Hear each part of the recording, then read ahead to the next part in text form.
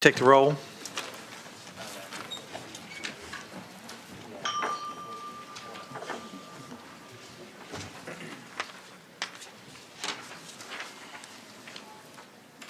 Okay, we have a quorum. So there are a couple housekeeping matters we needed to deal with initially. I believe there are 3 bills that were not heard in subcommittee because they have to go to appropriations, and our deadline for that is Wednesday. So we just pulled those up into full, and we'll start testimony on those. This may take 15 minutes or so, and hopefully we can roll into the committee reports and get everybody out of here as quickly as possible. The first bill on the agenda is House Bill 816, Delegate Torian.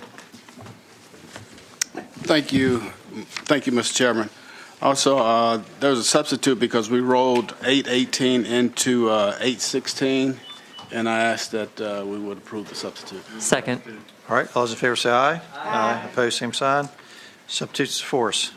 Thank you, Mr. Chairman. House Bill 816 directs the Department of General Services to study amending the Virginia Public Procurement Act or otherwise modifying Virginia's public contracting process to require any bidder or offer to identify all subcontractors, if any, involved in the bid or offer, the estimated amount of compensation to be paid to the subcontractors, a description of the work to be done by the subcontractors, a copy of all agreements between the contractors and subcontractors related to the bid or offer. It also directs DGS to evaluate the merits, providing that no state agency shall furnish a final payment to any prime contractor without first ensuring that all subcontractors to such prime contractors have been paid. Do you have any witnesses on the matter? I don't believe I do, sir. Okay. Any questions by any of the committee members? Move to report, Mr. Chair. Okay. There's a motion to report and a second. All members wishing to vote on the matter, please do so on the electronic voting board. I'm sorry. Mr. Chair, it should be move to report and as amended and refer to appropriations. Thank you. Do I have a second to that? Second. Good catch, Delegate Rome.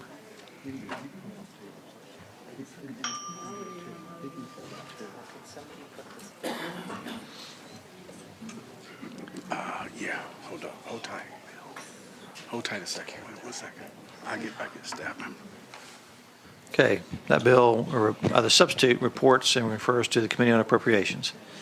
Next item is House Bill 1149, Delegate Guzman.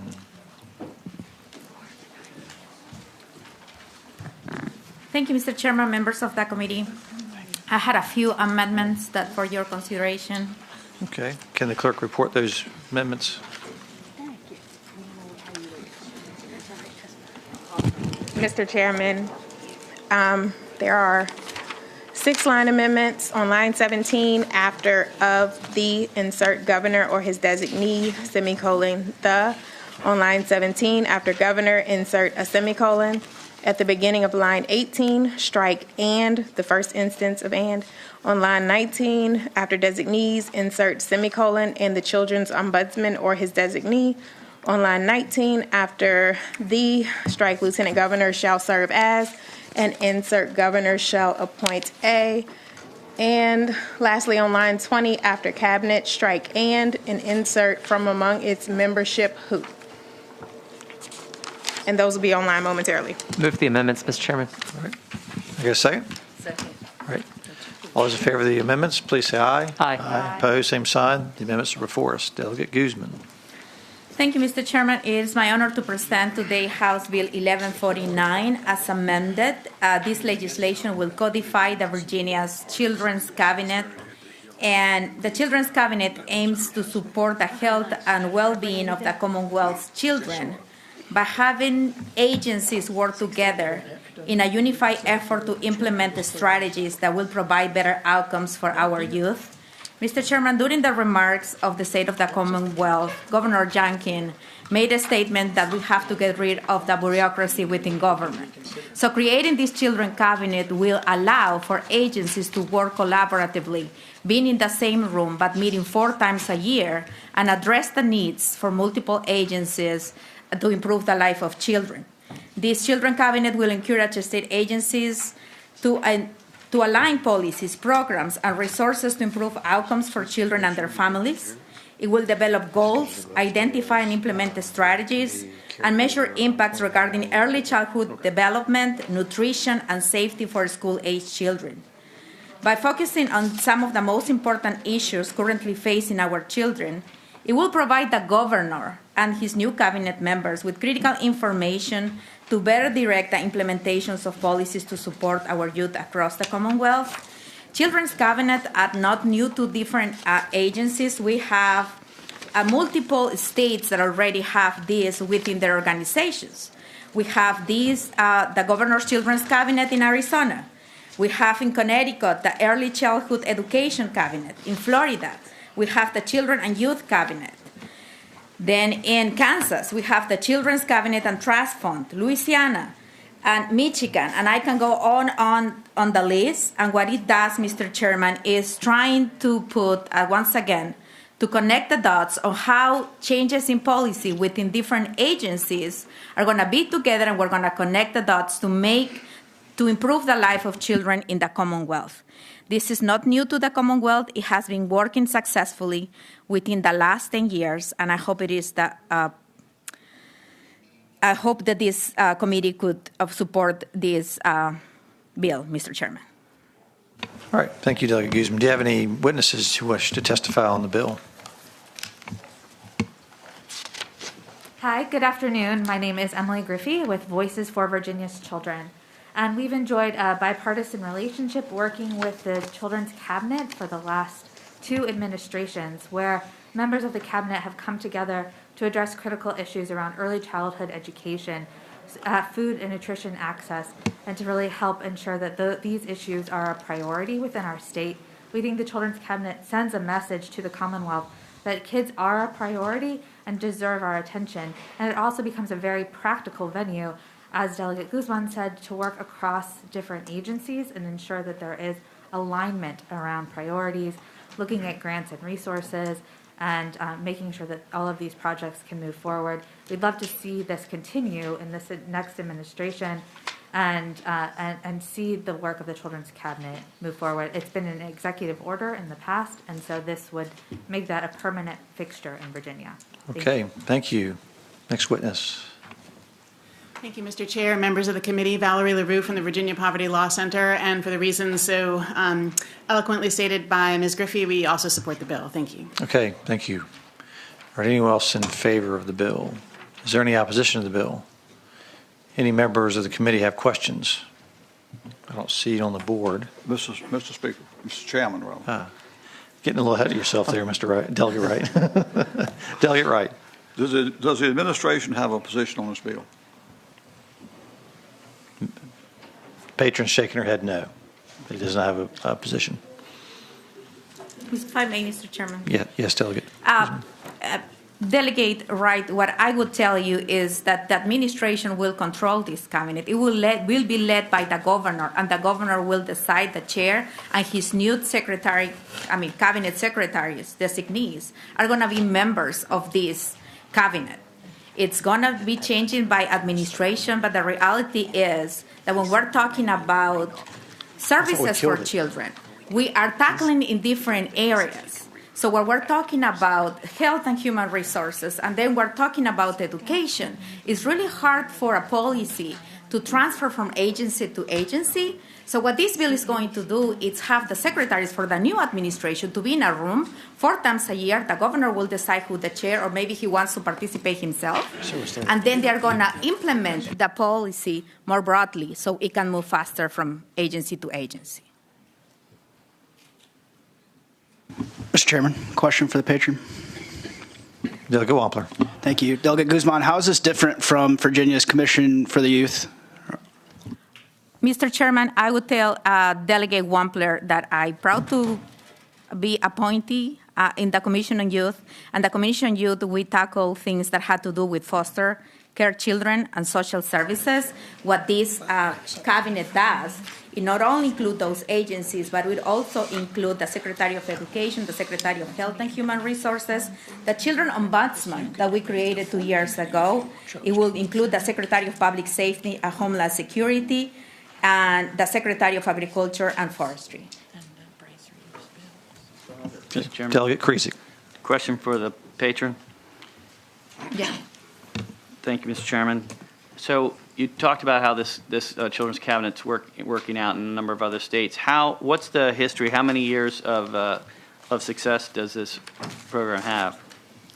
So back in Mr. Chairman, I would tell Delegate Grisek that this was created, as mentioned before, but the organizations that support the bill through an executive order during the McAuliffe administration, where he appointed the chair, the Lieutenant Governor then Ralph Northam, and during the last administration, the governor appointed his wife as the chair of the Children's Cabinet, and it has been working successfully. Some of the things that they have accomplished is that they have created stronger and sustained relationships, forming, as I was mentioned before, horizontally across the state agency leadership.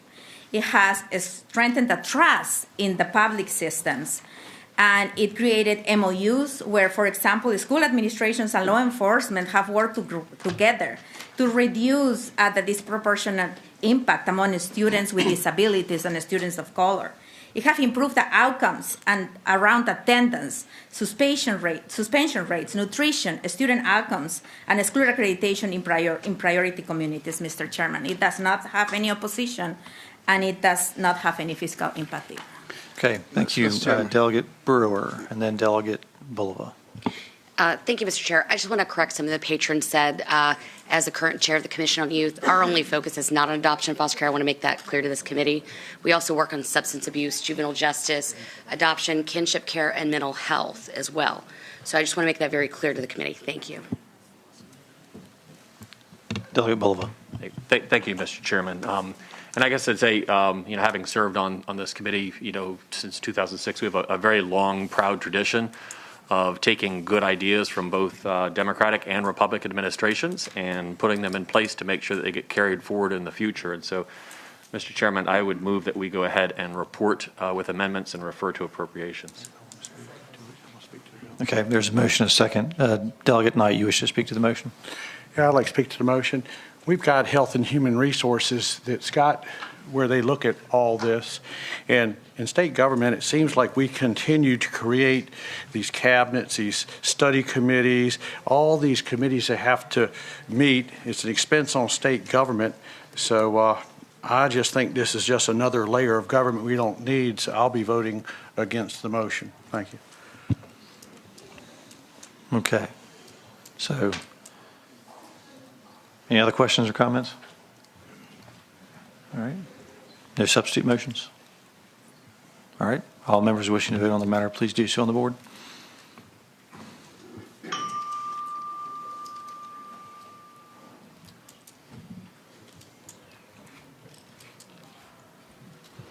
Okay, that motion fails 11-9 or 12-10. Would anybody like to carry the bill over? Mr. Chairman, Delegate Bulova. if I could, I'd make a motion that we carry this over to 2023. Okay, on to Roll 29. All right, is there a second to that motion? All right, all those in favor say aye. Aye. Opposed, same sign. If that is voice, right? All right. Okay, thank you, Delegate Guzman. Thank you, Mr. Chairman.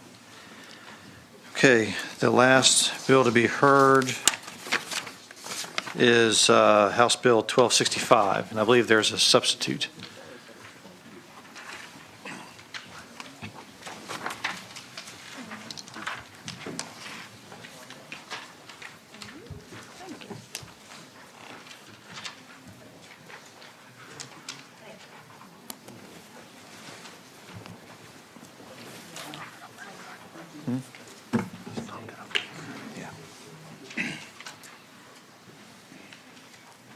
Thank you, You can Mr. go ahead and Chair. start, Delegate. Thank you, Mr. Chair. HB 1265 asks DHCD to create a digital affordability and cost effectiveness plan to examine and promote broadband affordability in the Commonwealth. First, I'll move the substitute. I'll move substitutes. Ask that you move the substitute. All right, is there a second? Second. All right, all those in favor of accepting the substitute, please say aye. Opposed, same sign. Substitutes before us. Thank you, Mr. Chair. And the parts of the plan are spelled out in the substitute. They include comprehensive mapping of affordability, broadband access, establishing best practices for establishing grant programs and recommendations on how to take advantage of federal programs. And really that last one, the substitute basically changes the bill by making clear what the goal of this bill is, which is there's, because of the infrastructure bill that was passed on the federal level, there's going to be a lot of opportunities for us to get money from the federal government that we can use for affordability. We've done a great job and used a lot of great federal money to deploy broadband, and this will help with the affordability piece as well. And I think this is a great way to both create a roadmap as well as position ourselves in the front of the line for these federal programs. Because without this, we're going to have to. It's going to be a lot harder to be in a good position to get this federal money. That's why the bill is purposely a bit vague, a bit broad when it comes to exactly what the plan will encompass, because we want it to be tailored and be flexible for being responsive to those federal grant programs that will be being released. So I think it's an important bill when it comes to broadband access and affordability. And regardless of where you live or where you come from, whether it's rural Virginia or other spots, I think this is. It's one thing to get broadband, but if it's unaffordable, then it kind of defeats the purpose. And so, I'm happy to answer questions. I know we have a lot of folks here to speak for the bill. Thank you. Okay, all right. I want to thank you for working with me and some other folks on getting the language right. I appreciate that. Thank you, Mr. Chair. Any questions of the patron by the committee? Delegate Wampler. Okay, Mr. Chairman. Delegate Subramanian. So this will be to pay people's internet service providers with the broadband affordability money? No. Mr. Chair, I would tell the delegate that would be one potential use of the money that would be coming from the federal government. Mr. Chair, follow up. Delegate Wampler. So do you think that the service providers are just going to increase their rates to consumers when we give citizens of Virginia money to pay their broadband? Do you think the service providers are just going to crank it up a little bit, make them pay more? Mr. Chair, I would tell the delegate first they're here. They could maybe answer that for you, but I would think that they're already doing some of this already on their own without any sort of grant program, and that hasn't necessarily been the case. So I wouldn't necessarily assume that would be the case. Okay, thank you, Mr. Chairman. Yeah, I have a follow-up question on that. It seems to me that when I heard the presentation to the Broadband Advisory Council, there was going to presented by one of our U.S. senators that there were going to be some safeguards built in to make sure that didn't happen. Is that my recollection correct? I believe so. Yes, Mr. Chair, and the federal delegation was helpful in putting this bill together, so they've crafted the language to be responsive to that as well. Thank you. One other thing, Mr. Chair, that I forgot to mention was there's also grants available from the federal government to even pay for the implementation of the plan and putting together the plan. So we can even get grants. So the plan itself won't actually cost money. I know that's more of an appropriations questions, but I think it's worth mentioning as well. Thank you. Delegate Robinson. Thank you, Mr. Chairman. I guess my question is why do we need legislation for them to just go ahead and do this anyway? Because I would think the department would want to access as many federal dollars as they possibly can without us having to direct them specifically to do this. Thank you, Mr. Chair. I tell the delegate that this is in consultation with Senator Warner and other folks that we actually need to have these particular elements of the plan already in place in order to be in a good position to be successful in those grant programs. Without it, other states are going to have their plan in place, and they'll be in the front of the line, so to speak, for these grants. And so that's why we need this particular plan with these particular elements in place. Okay. Does any of the audience wish to address the bill in favor? Good afternoon, Mr. Chairman, members of the committee. I'm Ray Lemura with the VCTA, the Broadband Association of Virginia, and we appreciate working at the time to work with the delegate and the chairman on this legislation. There are two basic elements that we've been focused on laser-like in the Commonwealth, especially on the Broadband Advisory Council that you've served on, and Delegate Brewer and Delegate Krizak, and that is building the infrastructure to those who are unserved. And that work still has to be done, as we still have 50,000 residents unserved. The other element is adoption, and under adoption falls affordability. As you all have been lauded around the nation for the Virginia Telecommunications Initiative, You all were in the place to receive the federal dollars and have them go out of the door right away, where other states are in the position of having to stand up an infrastructure bill. This legislation that Delegate Subramanian is bringing in is doing the same thing in the process for affordability. So it's setting a plan in place so when the federal dollars come in, you'll have a vehicle for them to go right out the door to those who need it the most. So we appreciate the time to support this legislation and the time the committee has taken on this. Okay. Thank you, Mr. Lemur. Mr. Chair, members of the committee, Rich Schulman. I'm with the Virginia Broadband Industry Association. We were the Virginia Telecom Association until recently we changed our name. represent 12 of the small to medium-sized, what you would call the traditional telecom providers, mostly in the rural areas. And to save time, we support the comments that Ray made as well. Thank you. Okay, thank you. Mr. Chairman, members of the committee, Clark Lewis, Troutman Pepper, representing the Virginia Association of Broadband Cooperatives. We likewise support the bill. Thank you. Thank you. All right. All right. Anyone in opposition to the bill? All right. Move Any to other- report, Mr. Chair. All right. There's a motion to report and a second. The report the substitute. All right. Okay. All right. All right. All members wishing to vote on the matter, please do so on the board. It doesn't have to be approved.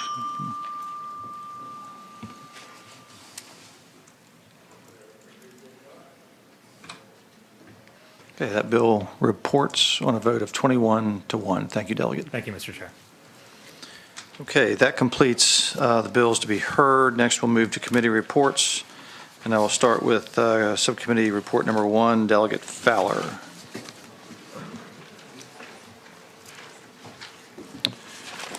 Thank you, Mr. Chairman.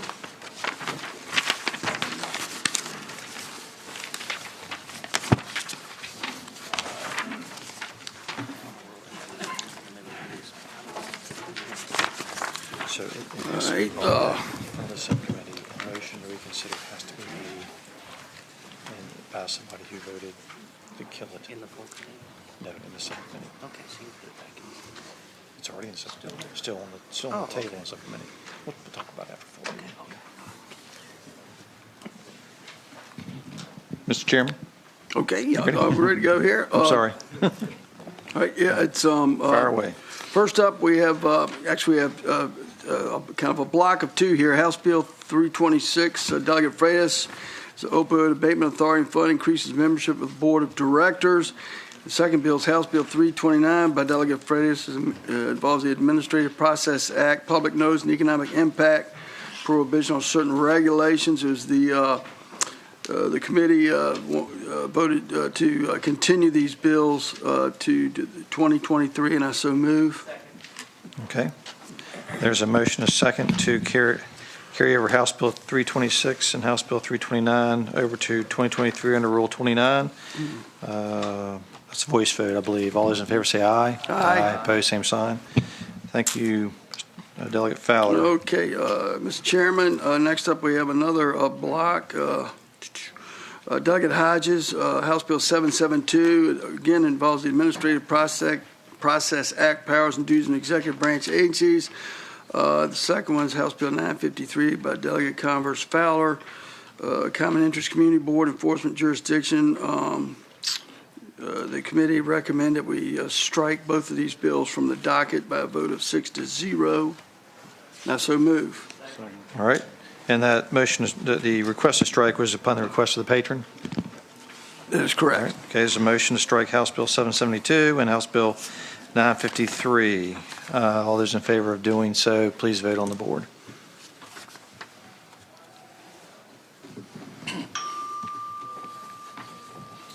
Okay, that motion carries 20.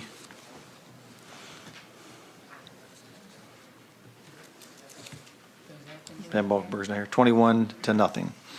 Okay, Delegate Fowler. All right, thank you, Mr. Chairman. Next up is Delegate Webert's House Bill 208,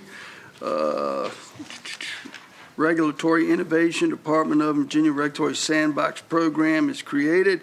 The summary, Department of Regulatory Innovation, Virginia Regulatory Sandbox Program creates the Department of Regulatory Innovation to oversee the Virginia Regulatory Sandbox Program. Sorry, Mr. Mr. Chairman, being redundant, also created by the bill, which allows an individual or business to demonstrate a product, production method, or service under a waiver or suspension of one or more state laws or regulations. The bill sets out the process by which an individual or business may apply for participation in the program, the role of the department in reviewing such application for approval or denial, and the requirements for participation in the program, including provisions related to consumer protection. Mr. Chairman, it was the recommend. Mr. Chairman, I got back up from it. We need to adopt some amendments. Okay. All right. There's a motion and a second to adopt the amendments. All those in favor say aye. Aye. Opposed, same sign. Okay. All right. It was the recommendation of the committee we report and refer to the Appropriations Committee by a vote of 5-1. I so move. All right. There's a motion and a second to report and refer House Bill 208 and refer it to Appropriations. And Delegate Bull, you have a. All right. I believe there's a motion and a second. Would you like to speak to the motion, Delegate Bull? Yeah, thank you very much, Mr. Chairman. And just really speaking very briefly to it, I'm actually all for looking at regulatory streamlining and think that's a really important function of what we do. And if it was only just kind of the risk of the company or the participant here, I don't think I'd have a problem with this bill. The part that I do have a concern about is the impact on the consumer and making sure the consumer is protected. And so I do know that there's 9 items in here with respect to what has to be provided to a consumer. My concern is what's missing from that list and what happens if a consumer goes ahead and gets adversely affected by an experiment, basically, in lifting regulations. And as far as I can tell, their only recourse is to either sue criminally or civilly. And that gives me great pause for concern. So anyways, for those reasons, I just want to go ahead and throw up a word of caution about this. We adopt these regulations mostly to go ahead and protect our consumers. And those are processes that can take a couple years, but I think ultimately pay off in terms of protecting Virginians. Thank you, Mr. Chairman. Thank you, Delegate Pula. Anyone else? All right. Measures before us. All members wishing to vote on the matter, please do so on the board.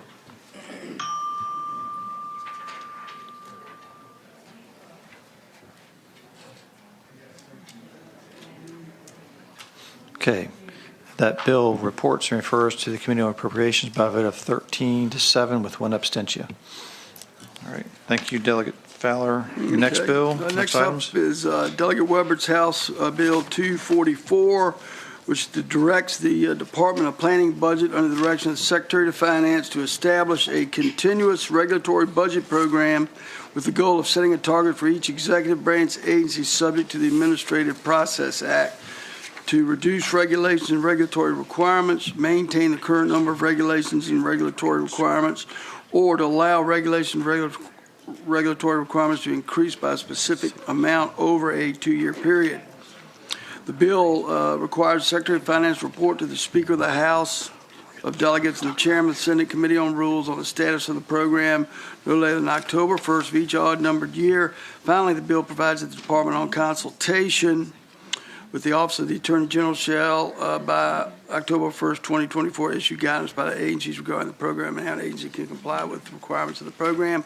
Mr. Chairman, I move a committee substitute. All right. All those in favor of adopting the committee substitute, say aye. Aye. Opposed, same sign. Okay. Okay, Mr. Chairman, the recommendation of the subcommittee to report the bill 6-0, and I so move. Okay. Does that include a motion to refer to appropriations? I am remiss, Mr. Chairman. Yes, we must report and refer to appropriations 6-0. Okay. All right. Now, I think there are 3 more bills that were unanimous with the referral to appropriations. Let's just handle those in a block. Mr. Chairman, Yes. could we remove 244 from the block, please? Okay. All right. Well, let's go ahead and vote on that one now then. So the motion was to report and refer the substitute to the Committee on Appropriations. All members wishing to vote on this matter, please do so on the board.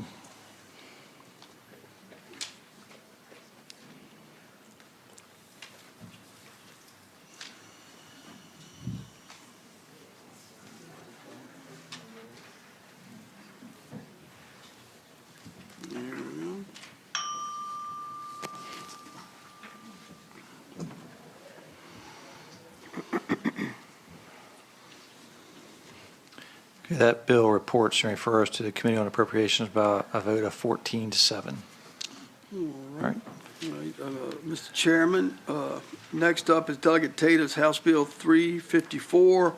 I move the committee amendments. All right, there's a motion and a second to adopt the committee amendments. All those in favor say aye. Aye. Opposed, same sign. Delegate Fowler. All right, thank you, Mr. Chairman. This creates the Virginia Military Community Infrastructure Grant Program and Fund, establishes the fund to support military communities in the Commonwealth by awarding grants to aid the planning and design, construction, or completion of infrastructure projects that enhance military readiness, installation resiliency, or the quality of life for fence-line communities. The deal directs the Secretary of Veterans and Defense Affairs to develop guidance and criteria to be used in awarding grants from the fund, and the annual grant application sets out certain requirements for a grantee. There was a recommendation of the subcommittee to report as amended by a vote of 7-0, and I so move. Okay. Next up, Mr. Speaker, we have Delegate Maldonado's House Bill 952, which establishes the Virginia African Diaspora Advisory Board to advise the governor on ways to improve economic and cultural links between the Commonwealth and African nations, with a focus on the areas of commerce and trade, agriculture, art, and education and government. The board is composed of 18 legislative citizen members, of whom at least 15 must be persons who identify as part of the African diaspora, to be appointed by the governor. Secretary of Agriculture and Forestry, Commerce and Trade, and Education, or the designee serve as ex officio members. Mr. Chairman, it's a recommendation of the subcommittee to report the bill by a vote of 7-0 and refer to appropriations, and I so move. Okay. And I believe there's one more. Yes, Mr. Chairman. We have House Bill 1206, Delegate Cardoza, which adds to the powers and duties of the Fort Monroe Authority the power and duty to create and manage a department within the authority for the purpose of overseeing and managing all property and facilities provided, owned, operated, or financed by the authority. The subcommittee recommended in referring to appropriations by a vote of 7-0, and I so move. Okay. There's a block of three bills: House Bill 354, House Bill 952, House Bill 1206. All the amendments have been adopted, and the motion was made to report and refer all three bills to appropriations. Is properly seconded. All members wishing to vote on the matter, please, this block of bills, please do so on the board.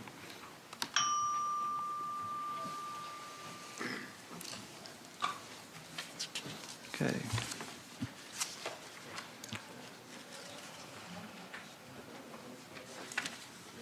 Okay.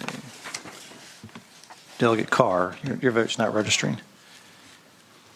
Okay, that motion carries, and those bills report and refer to appropriations on a vote of 22-0. All right, Delegate Fowler, we're getting to the end here. Okay, we're rolling here. This is another block of four bills. Mr. Chairman, House Bill 468, Delegate Austin, adds Botetourt County to the list of localities that are not required to establish a library board. The subcommittee recommended reporting 7-0, and I so move. Okay. All right. Next up is House Bill 507 by Delegate Austin, which establishes several parameters for the compensation and present representation of a student athlete related to the use of such student's name, image, or likeness. The bill prohibits any private institution of higher education, associate degree granting public institution of higher education, or baccalaureate public institution of higher education, or any agent thereof, athletic association, athletic conference, or other organization with authority over intercollegiate athletics, from providing a prospective student athlete or student athlete with compensation for the use of his or her name, image, or likeness, prohibiting or preventing a student athlete from earning such compensation except in certain circumstances enumerated in the bill, prohibiting or preventing a student athlete from obtaining a professional representation by a registered athlete agent or legal representation by a licensed attorney in connection with issues related to name, image, or likeness, declaring a student athlete ineligible for intercollegiate athletic competition because he earned such compensation or obtain such representation, or reducing, canceling, revoking, or not renewing an athletic scholarship because a student athlete earned such compensation or obtained such representation. And the bill establishes several other conditions, limitations relating to pre-agreement disclosures, use of an institution's property, and the effect on employment status in connection with a student athlete's use of his name, image, or likeness. The bill also amends the definition of athlete agent and relevant law to permit such agents to represent a student athlete in connection with issues related to name, image, likeness, including negotiating, securing, obtaining, arranging, and managing name, image, or likeness opportunities. And the subcommittee recommends reporting 7-0. And I'm going to talk to Terry Austin about this. But anyway, next up is Delegate Adams, House Bill 752. Which provides for a prohibition on interference or exertion of undue influence by the governor, et cetera, prohibits the governor and the governor's chief of staff, council, director of policy, and cabinet secretaries from interfering with or exerting undue influence upon any investigation by the Office of the State Inspector General of fraud, waste, abuse, or corruption, by a state agency or non-state agency, or by any officer or employee of a state agency or non-state agency. Mr. Chairman, subcommittee recommends reporting 7-0, and I so move.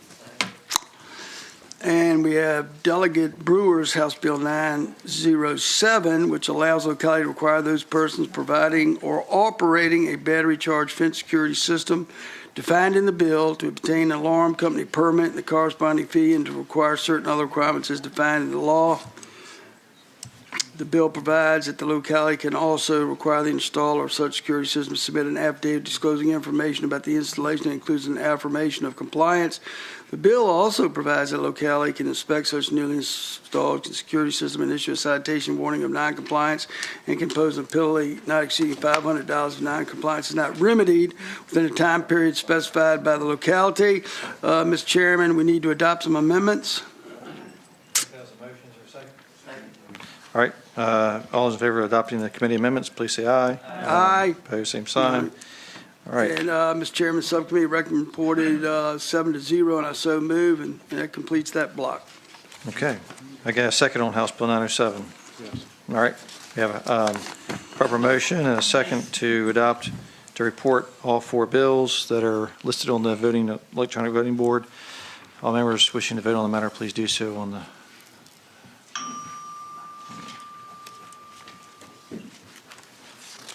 Okay. All right, that motion carries, and those bills report on a vote of 22-0. And, Mr. Chairman? Yes. Thank you, Mr. Chairman. Mr. Chairman, having voted on the prevailing side by which we passed HB 244, which we amended the bill and reported and referred it to appropriations, I move that we reconsider that vote for the purpose of changing a vote that will not affect the outcome of the vote. Okay. All right, did you vote on the prevailing side? Yeah. Okay, all right. Is there a second? Second. All right. All right. All those in favor say aye. Aye. Opposed, same sign. Bill's back before us. Can I get a motion on to report and refer to appropriations? Second. And that'd be a substitute. Okay, a second? Second. All right. Bill's back before us. All members, please cast your vote on the electronic voting board.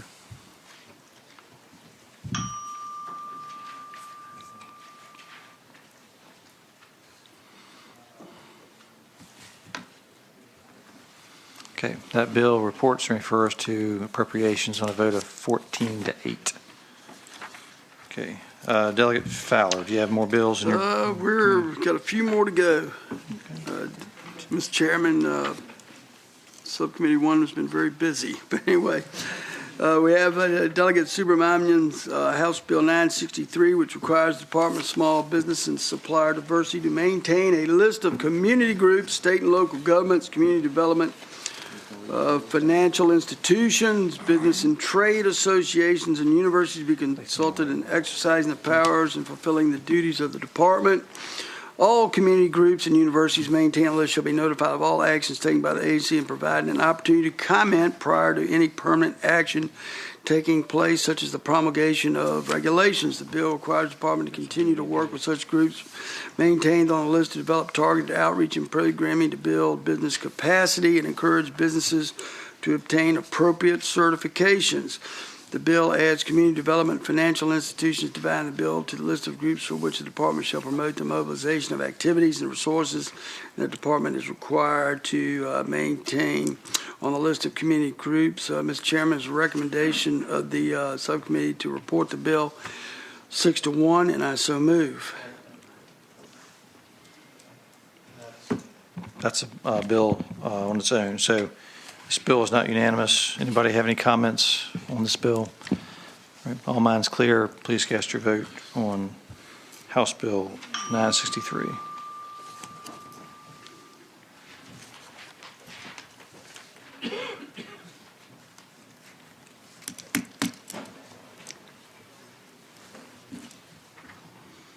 The bill reports 15-7.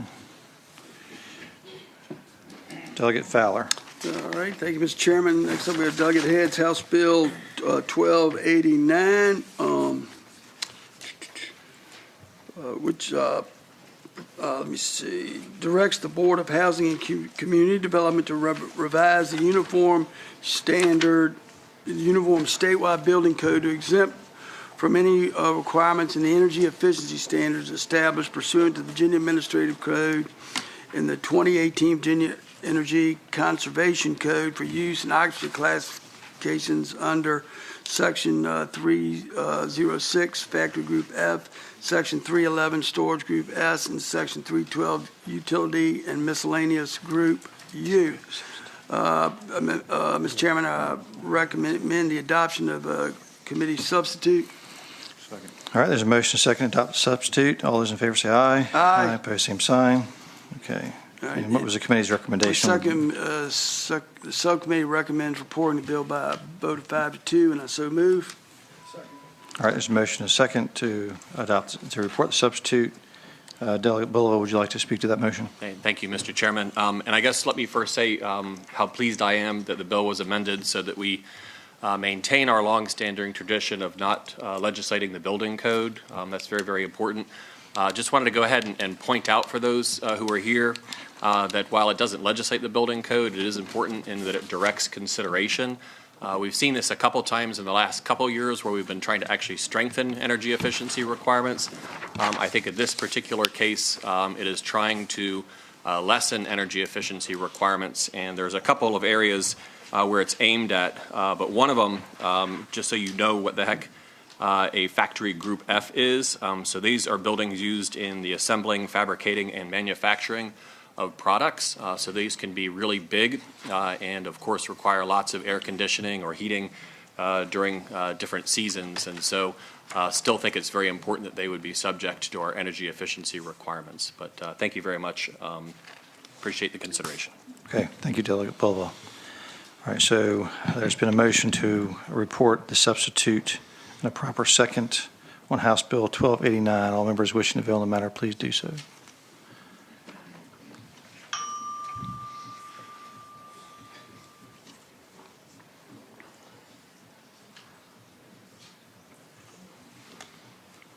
All right, that bill reports on a vote of 12-10.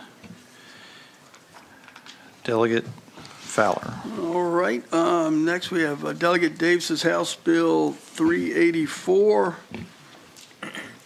which, let's see, it says it protects, House Bill 384 protects state and local government employees from being required to take actions incompatible with their deeply held beliefs, values, or conscience, or from being penalized for expressing opinions in opposition to or approval of official government policy. Mr. Chairman, I move a committee substitute.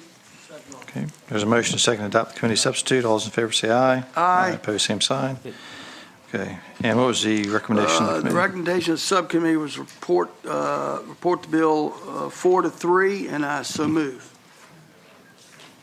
Okay. And there's a motion, a second, to report. Delegate Davis, I saw you sitting out there. I apologize. Perhaps we should have pulled this bill up first. I'm still learning my job, so I apologize. Would you like to make a few comments? A few brief, very brief comments. There's another substitute, Mr. Chairman. Okay, all right. That's the reason I'm here. Is there's a move lay on the table. Mr. Chairman, the way the bill came out was in good posture on votes, but we tried to get further peace in the valley. All the substitute does is before it said in Section B that you may not be penalized by your government employer for expressing your opinions about a policy or rule on your own time. And we understand that if you say something stupid on Twitter, you may need to get fired. So all this does, and this is what the Family Foundation initially wanted, and it says that you cannot be penalized for expressing your opinions about a current or proposed rule, regulation, policy, position, or other action or purpose of a unit of state government at a hearing of a public body during the time designated for public comment when speaking as a member of the public, and the same thing in the local government version, Mr. Chairman. So it minimizes it to shrink it down so it doesn't govern your whole part of life, just when you're speaking in front of those public bodies, Mr. Chairman. Okay, thank you. All right. Is there peace in the valley in the audience? Does anybody in the audience wish to address the substitute? Okay, all right. Anybody on the committee have questions for Delegate Davis? All right. Well, let's do get the substitute in front of us. That's a good call, Delegate Corner. Is there a second on adopting the substitute? All right. All those in favor of adopting the substitute, please say aye. Aye. Opposed, same sign. Okay, the substitute before us. We had a question down here. Delegate Adams. Thank you, Mr. Chair. I just want to thank Delegate Davis for taking the comments brought up in the subcommittee and making some revisions. Appreciate that. Thank you. All right. Any other questions or comments? All right. Mr. Chairman. Delegate Bulova. Yeah, I appreciate, I guess, the delegate's willingness to go ahead and address those comments. What I heard him say sounds very reasonable. I haven't seen the exact language. I don't know if it's popped up on my machine yet. I'm wondering if we could just pass this by temporarily so that some of us can take a look at that exact language. Okay. Is that language up yet? Okay. I'm getting a nod that it is, so either we have a user error or a technical problem. We're both.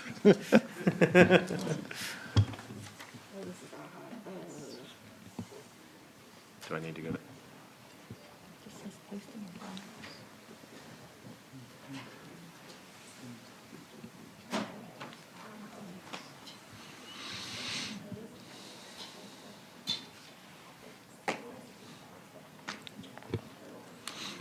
Okay.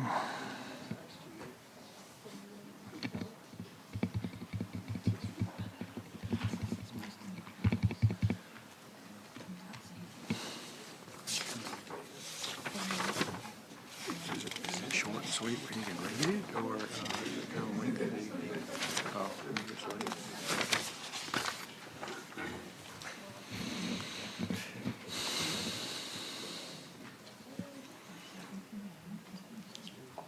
Why don't we pass this bill by temporarily and let Delegate Fowler finish his report. We need to finish about 3:30 or we're going to lose bodies to appropriations. So can I get a motion to pass this by temporarily? All right. All in favor say aye. Aye. Opposed, same sign. Delegate Fowler, can you complete your report, All right, please? yes, we got one last bill here. Delegate Freitas' House Bill 1300. This requires the director, it renames the Director of Diversity, Equity, and Inclusion as Director of Diversity, Opportunity, and Inclusion. It renames the Director of Diversity and Inclusion to the Director, and the Director shall develop a sustainable framework to promote inclusive practices across state government, implement a measurable strategic plan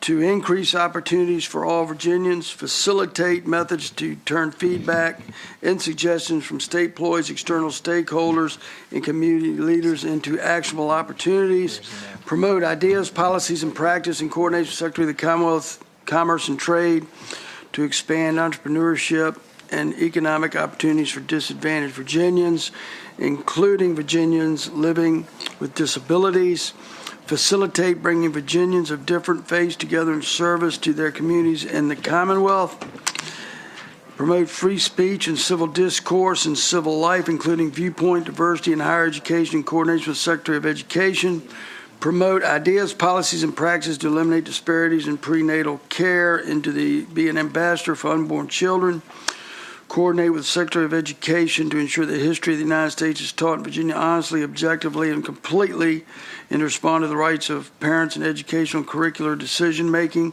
and perform any other responsibilities assigned by the governor. The bill makes similar changes, similar renaming changes for the Office of Diversity, Equity, Inclusion, and the Diversity, Equity, Inclusion Officer.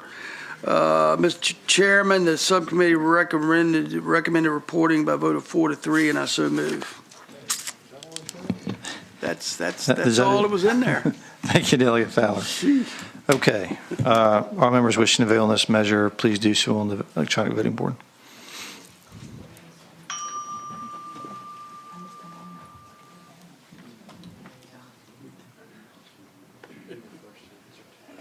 Okay. The bill reports on a vote of 12-10. All right. Delegate Wampler, you're next in the queue. Subcommittee report number 2. Thank you, Mr. Chairman. I have 3 blocks. One of the blocks is going to be a report and refer block to appropriations, and others to be stricken, and the third is they all have substitutes. And so taking up the first block, Mr. Chairman, we have HB 532, HB 1062, and HB 885. Those would be recommended for striking from the docket. They were all unanimous, 7-0, and I would move those bills be stricken in a block. Okay, and that was on the request of the patron, I assume. All right, there's a motion, a second, to strike those 3 bills. Everyone wishing to do so, vote on the electronic voting board.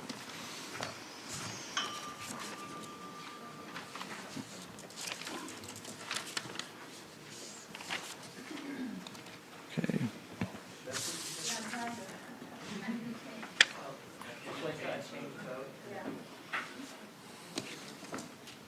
Okay, those bills are struck from the docket on a vote of 21-0. Delegate Wampler. Okay, Mr. Chairman, moving on to the block that's supposed to be a report and refer to appropriations. We had one that didn't make it as a report and refer, but it needs to go to approps, and that's HB 160. This is Delegate Munden King's bill addressing what she referred to as Mia's Law, a situation where an individual was harmed by someone that had access to keys at a apartment building. And so this bill would provide for mandatory background checks for anyone that has access to keys, and sets up that each landlord owning 4 or more units has to have a written policy relating to those management of those keys. So, Mr. Chair, I would continue with the block, or if you want to take that one up separately and report and refer, we can do it that way. No, we can do it in a block, but did you move the substitute? I can't recall. There is a substitute, and I would move that at this time. Okay. All right. All those in favor of adopting the substitute, please say aye. Aye. Opposed, same sign. Delegate Wampler. All right, Mr. Chairman, HB 258 is the next bill in the block. That's Delegate Simon's bill on human trafficking. This bill requires that the Department of Criminal Justice Services develop a training for those hotels in the Commonwealth for human trafficking related issues. And Mr. Chair, that reported 8-0 with the report and refer motion. And so that would be the second bill in the block. All right, we have a substitute on that, I believe, also, don't we? There is a substitute. I would recommend reporting with the substitute to appropriations. Okay. There's a motion to adopt the substitutes on both bills and report and refer them to appropriations. One more in the block. Okay. All right. Mr. Chairman, that's HB 1159. This is Section 1 bill directing DHCD to convene a work group to evaluate how much of the Housing Trust Fund we should set aside for development of affordable housing measured by 30% for housing at 30% or below the income level. Mr. Chair, there was not a substitute on that, so I would move that be reported and referred to appropriations in the block. Okay, thank you for the motion. The second, all members wishing to vote on this block of bills, please do so on the electronic voting board. Did you move it? No? Mm-hmm. Okay. Apparently, Delegate Knight thinks he has too much work to do. Chairman Knight thinks he has too much to do in appropriations. All right. Those bills report and refer to appropriations on a vote of 20 to 2. I'm sorry. All right, Delegate Wampler. Thank you, Mr. Chair. In the third block, these all have substitutes. First off, HB 702, this is Delegate Keems. The original bill called for each seller to include a provision with maximum lot coverage. The revisions put this consideration into the buyer beware disclosures when it comes to property selling in Virginia, and the subcommittee recommended reporting with a substitute, and so I'd move that substitute. All right. All right. All those members in wishing to adopt a substitute, please say aye. Opposed, same sign. Okay, substitutes before us. Okay, Mr. Chairman, second in the block is HB 802. That's Delegate Price's bill. This is a Landlord and Tenant Act adjustment, which allows for localities to file an action on certain violations of the Landlord Tenant Act as spelled in the bill. Subcommittee recommended reporting with a substitute 8-0, and I would move the substitute at this time. All right. All those in favor of adopting substitute, say aye. Aye. Opposed, same sign. All right. Thank you, Mr. Chair. Third bill in the blocks, HB 1065. This is Delegate Krizik's bill. The original bill called for an extension from 60 days to 90 days of notice required to be given when you intend to sell a manufactured home park. The substitute is a Section 1 bill directing DHCD to convene a work group and a sample manufactured home lot rental agreement, and that reported 8-0 from subcommittee with the substitute, and I'd move the substitute at this time. All right. All those in favor of adopting the substitute, please say aye. Aye. Opposed, same sign. Okay. Mr. Chairman, I move all three of those in a block to report. All right. And there's already been a second on each one as it came through. So all members wishing to vote on this block of bills, please do so on the board.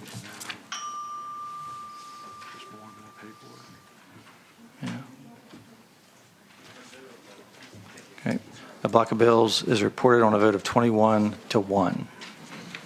Okay. That completes my subcommittee report, Mr. Chair. All right. Thank you, Delegate Wampler. Okay, so let's go back to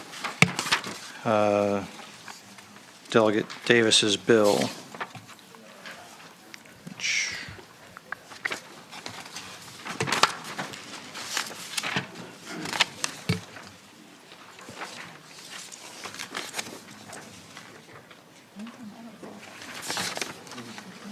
House Bill 384. So everyone on the committee had an opportunity to review this substitute. All right, any questions? Comment from the committee? Okay, substitute is... Mr. Chair? Yes, Delegate von Balkenberg. Thank you, Mr. Chair. Speaking to the bill, Mr. Chair? Floor is yours. Thank you. So I've talked to the patron, but I just want to flag this. I like Section B. I think Section B is really good. And my concern is Section A. If everybody's looking at Section A on the fifth line, which I don't know what line it is on the LIS, where it says speech that is essential to the carrying out of an employee's job duties. I think essential is a very tricky word to define, and how a judge is going to define that's very tricky. And I would say to my friends on the other side that doesn't go one way.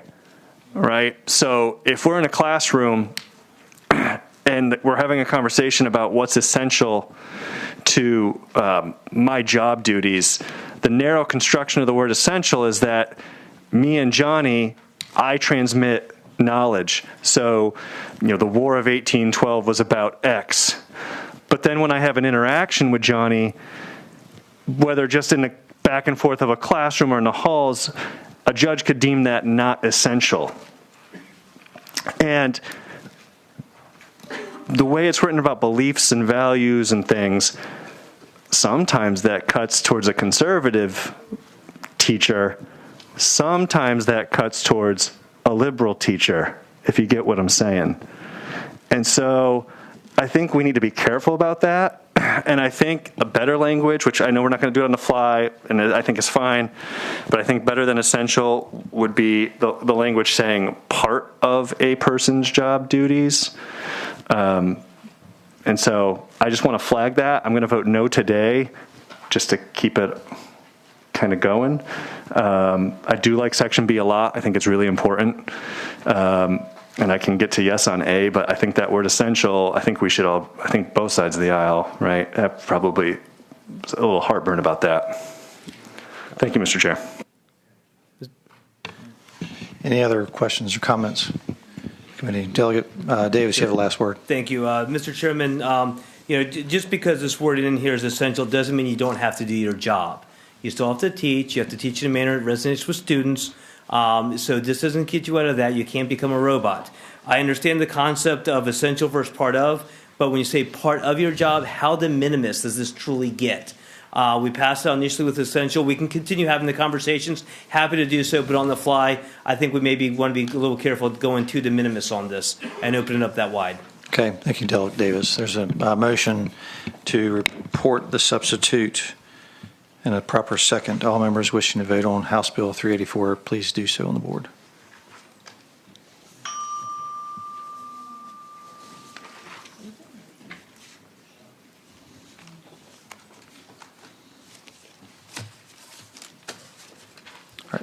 That bill reports on a vote of 13-9. Thank you. Thank you for your time, Delegate Davis. Okay, so we're Delegate Robinson, your subcommittee report number 3. So we just have one bill, Mr. Chairman. House Bill 765 by Delegate Cresack. It changes the charitable gaming board from a policy board to an advisory board and executive branch, and it decreases membership from 11 to 9 members, moving the powers and the duties to promulgate the regulations related to charitable gaming in the Commonwealth from the board to the Department of Agriculture and Consumer Services. A couple other things it does. The current regulations enacted by the board will all stay in effect in full until VDAX promulgates new regulations. And then the other part of this has to do with Texas Hold'em poker games and tournaments. And that is the bill. The subcommittee, there were some technical amendments, I believe. I believe there are some amendments offered in full committee last time. I'm going to, if the chair doesn't mind, maybe defer to Delegate Krezik to go over those and move the amendments since he drafted them in between committees. Mr. Chairman. So those were just technical line amendments to reflect a change to commissioner from department that came from VDAX. I do want to say that we're still working with former Delegate Albo, my good friend, trying to see what we can do. But seriously, in all seriousness, I think we're going to have another bite at the apple when Senator Reeves' bill comes here and when this bill goes over, to try to find some meeting in the minds there regarding the real problem here that's been brought to my attention from the delegate is the time it takes to get the regulations get them on track. It can be a long period of time. There is a fast track process, and so if it's the will of the committee to continue to pass this through, I promise to continue to work with the good delegate, former delegate, see what we can do on that score. Okay, so we need to adopt, I think, the committee technical amendments and the substitute that was presented to the full committee. So moved, Mr. Chairman. All right. That's what I have on my notes.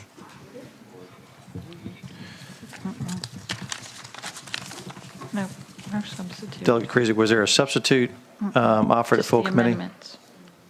Just amendments. Just those amendments, yeah. Okay, so we're moving the committee amendments. Were there amendments in between the subcommittee and the full committee? What happened was the subcommittee made these amendments, had made the amendments, and then we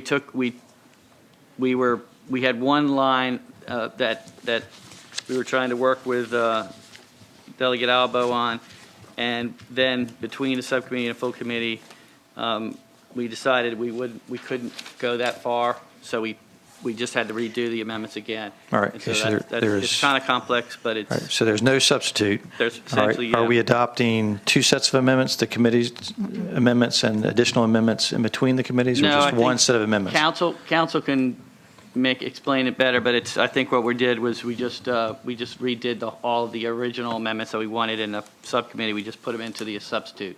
Is that correct, Council? Am I wrong? Mr. Chairman, there was a set of line amendments in subcommittee that were voted on, and in full committee, there was another set of line amendments containing all of the line amendments from subcommittee except for one, which is the one that Delegate Albo was concerned about. So today, to move this forward, you would need to move the full committee line amendments. Okay. All right. Awesome. So moved. All right. All those in favor of adopting those amendments, please say aye. Aye. Opposed, same sign. Okay. All right. Get a motion to report the bill as amended. So moved. All right. In a second? All right. All members wishing to vote on this And House Bill and 7? needs to go to appropriations. All right. Yeah. So is the motion to report and refer to appropriations? Yes. All right. And that was a second? Okay. All right. And Mr. Chairman, the administration supports this bill. Okay.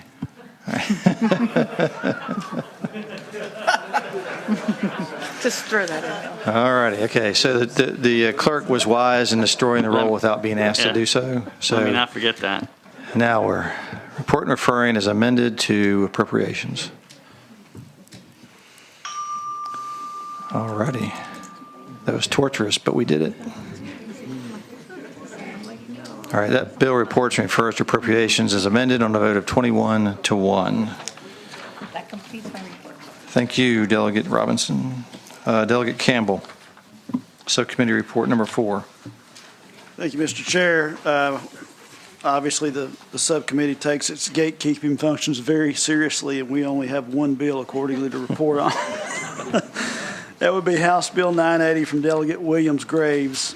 And this bill dealt with exclusions and exemptions to the Freedom of Information Act. It would add email addresses to the list of information that can be excluded from disclosure under FOIA when those email addresses are provided in connection with a local administrative complaint. The bill additionally would expand the exemption of those complaints to include all such complaints, including local public health and safety, nuisance and waste ordinances, as well as recycling complaints, to the list of those complainants who would be not subject to disclosure under FOIA. The bill, consistent with my previous statement, limped out by a 4-3 vote, and I would so move.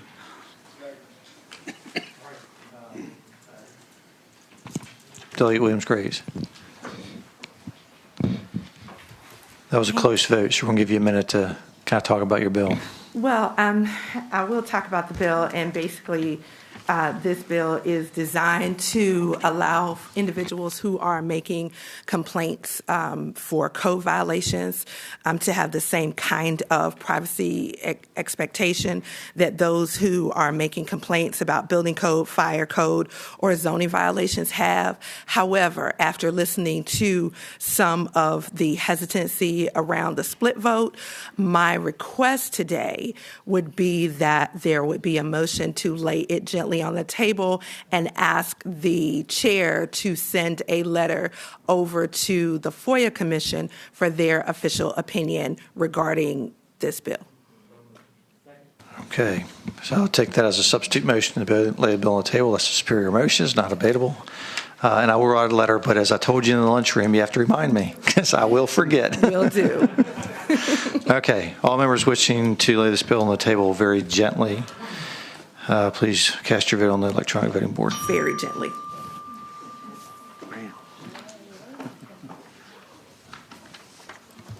I heard it fall. But anyway, all right. Thank you. Thank you. That motion carries 22-0.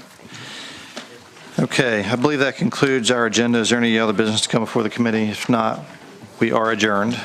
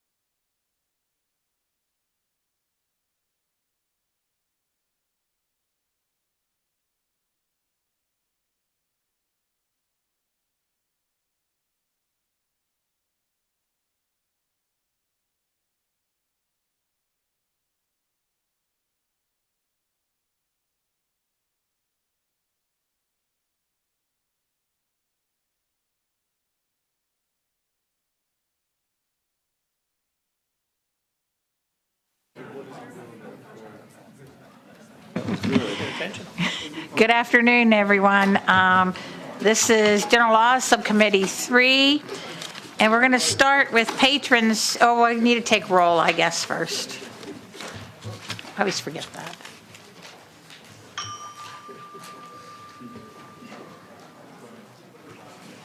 All right, we have a quorum with 7 present. All right. Delegate Davis. So House Bill 77 is a pretty simple bill. All it does is allow internet poker to be legal in Virginia if you're playing inside your house on the internet on a site. Arguably, it already gets done. I think there was a time when we decided to maybe try to make things like this illegal before VPNs cost $3 a month. Now technology's gotten out in front of it, so I'd argue that one, it should be legal anyway. But to the extent that for $3 a month you can get a VPN, your IP address looks like it came from Dallas, Texas, or Sweden for that matter, and then you can go and play on any site you want to. This code section, it's kind of become obsolete. So that's all this bill does, is just make playing internet poker in your house legal. Any questions for the patron from the committee? Madam Chair. Delegate Kresak. So, to be clear, this is a big expansion of gambling in the Commonwealth, legal gambling. I would argue that it's not a big expansion in the Commonwealth because it's just internet only, and I would argue that anyone under the age of 55 that already wants to play online already knows how to do it. Follow-up question, Madam Chair? Delegate Kresak. So, anybody over 55 or under 55? Under 55, okay. Over 50, I don't know. So there are people. I know. Delegate Knight understands what VPNs are. So, but I would imagine that the older crowd, obviously VPNs are still relatively new, but it's just use of a VPN. Madam Chair, wouldn't this hurt the charitable gaming community because people now, rather than go to the social quarters and to their locations, would be just playing at home? So, Madam Chair, what I would tell the delegate is, people like to practice in their homes. When they go to a social quarters, usually it's once a week or twice a week, the small games. These allow people to come and play at night to get ready for the World Series of Poker or some of these regional tournaments that are in play. And you need to play multiple games to really kind of get the expertise to your craft. So I don't think this is in lieu of. I think this is in addition to. Madam Chair, I have to ask a follow-up question on that. Delegate Kresak. Thank you. There's already plenty of online practice games that you can play not for money. Mm-hmm. So I think your argument there is a bit specious. Madam Chair, what I would tell the delegate is if he's ever played poker for free, when you play with real money and there's an impact, you don't make the same decisions. Your risk tolerance is not the same. Anyone knows it's the same when we were all kids and we played the stock market. It was all fake money.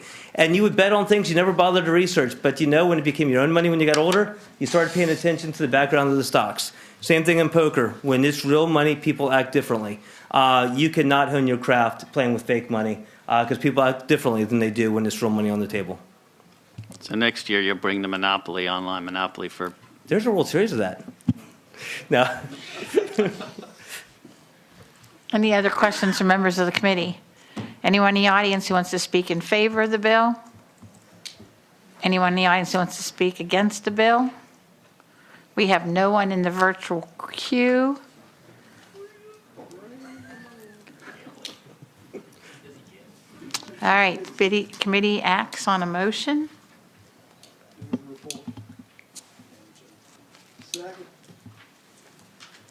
Madam Chair, I have a substitute motion. Delegate Kresak. I move to gently lay this on the table. That's a superior motion. So all those in favor of laying on the table?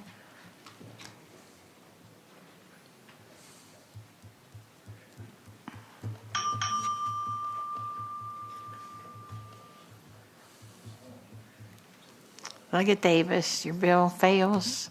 Well, it's laid on the table on a vote of 5-2. Sounds good. Thank you, Madam Chair. All right. Delegate Simon. Thank you, Madam Chair, members of the committee. I think we've come to, as you know, we were here 2 weeks ago with this bill on a definition of vintage bottles. I think that ABC has gotten to a place, and Delegate Knight might have some line amendments to the substitute, where they've got what they can live with. Obviously, we'd like to have something a little bit different, but we know how this works, and so a live bill is better than a dead bill. And so I don't know if the substitute's been distributed, and I think then Mr. Delegate Knight has some amendments to the substitute, or do you just want to do amendments in concept? I'm not sure how you want to do that. Delegate Knight. Council, how, do you want Delegate Knight to present, or do you want to go ahead and present?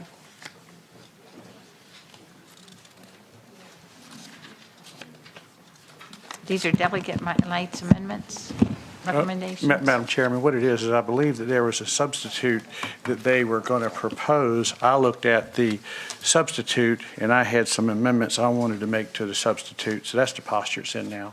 Gotcha. And do we need to accept the substitute first? I think somebody would need to move this, well, yes, Madam Chair, I think somebody needs to move this. Do your second? Second. All right. So all in favor of the substitute? Aye. Say aye.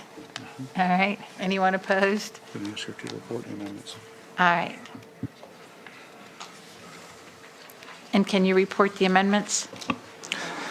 Madam Chair, the substitute would remove section 4.1-100 from the code, along with the definitions that were added for designer and vintage spirits, and then would add to the bill and amend section 4.1-212, specifically subdivision A10, which pertains to one-time sales of lawfully acquired alcoholic beverages that include estate sales.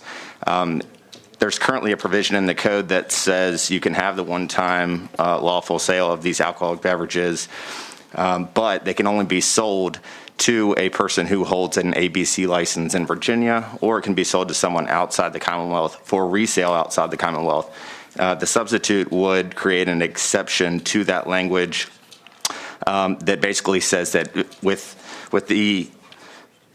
the sale is regarding an estate or a trust sale about a deceased person who was a resident of the Commonwealth at the time of death, then the sale will not have to be made to someone with an ABC license or to someone outside the state for resale outside the state.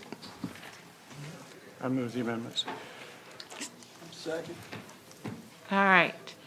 So does everyone understand what the amendments are actually doing? I can explain the amendments. When I looked at the substitute, it said an estate or a trust. We all have an estate or a trust. I just want to make sure it was a dead person's estate or trust. And I wanted to make sure that we didn't take estates or trusts from everywhere. I just wanted it to be a dead person that lived in Virginia. It was a resident of Virginia. Okay. Madam Chair. Delegate Simon? Speaking again, I think understanding that this is the best we're likely to get out of the subcommittee, I consider those friendly amendments to that extent. There is some concern that being from Northern Virginia, that estates in D.C. and Maryland might be included, but we can work on that at a future date. The other concern I've got, this keeps us in the permitting process, and I just hope that the folks at ABC are listening. My constituent here who brought this whole bill to me has got an application for a permit for one-time sale that he put in July, and still has not gotten a response under existing law to his permit request. So I don't know if there's a way to make this maybe somewhere down the line where the permit can't be held up indefinitely by ABC. I mean, it says they may issue a permit, I think, in the statute. And if there's a point somewhere we can get to where they have to, or they have to within a certain amount of time, that'd be something else we could address. But that may be a different bill, a different issue. But that's the remaining concerns that we have. But that said, I'm happy to have a bill, better than not having a bill. So with that, I will stop talking. I'll move the substitute as amended. Second. All right. Committee acts on voting.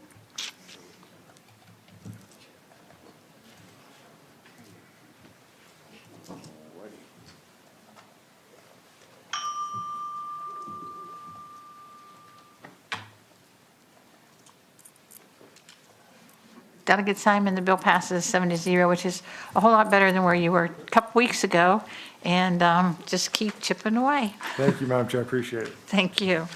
All right, Delegate Wiley.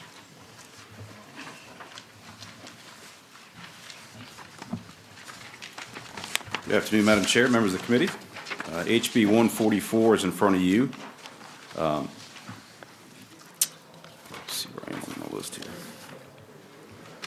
This in regards to charitable gaming, definition of an organization.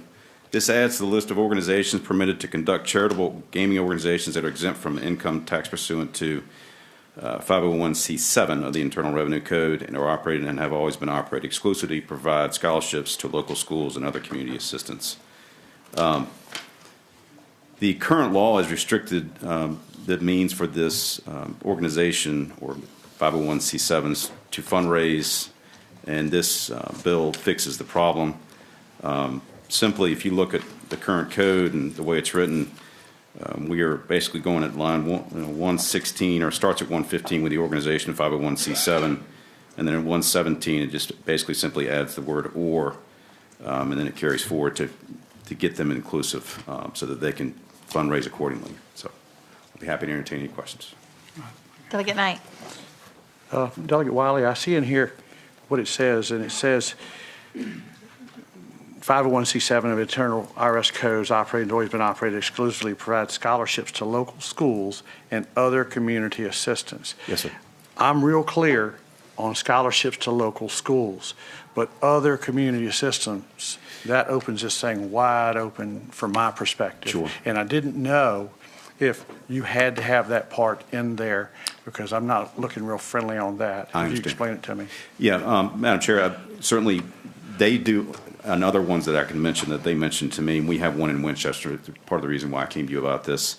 They do a lot of fundraising for the Heart Association and other organizations of that type. So if we could change the language or omit it so that making sure that they can do fundraising accordingly to that group or other other,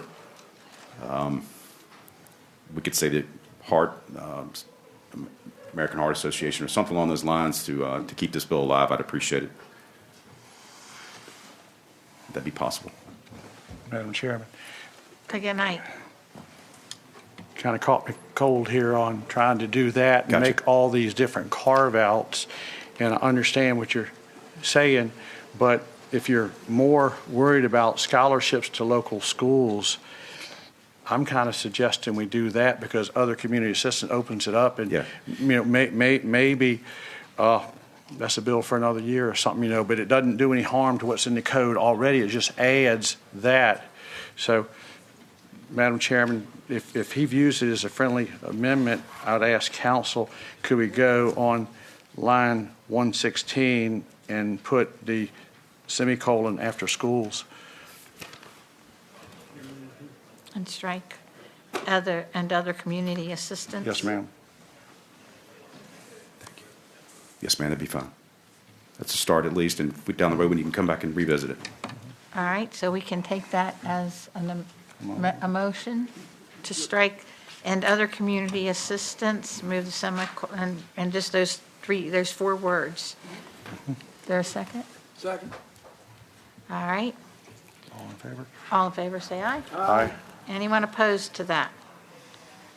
All right. Delegate Von Falkenberg. I had a question for the patron. I suppose it's for him. Madam Chair, I asked the delegate, is there any 501c7 that does what the bill now says? Because the bill says a 501c7 who has always been operated exclusively to provide scholarships to local schools. Do those exist? They do. Okay. They do. I'd move to report. Second. All right. With the amendment? There's amendment. Okay. Mr. Clerk?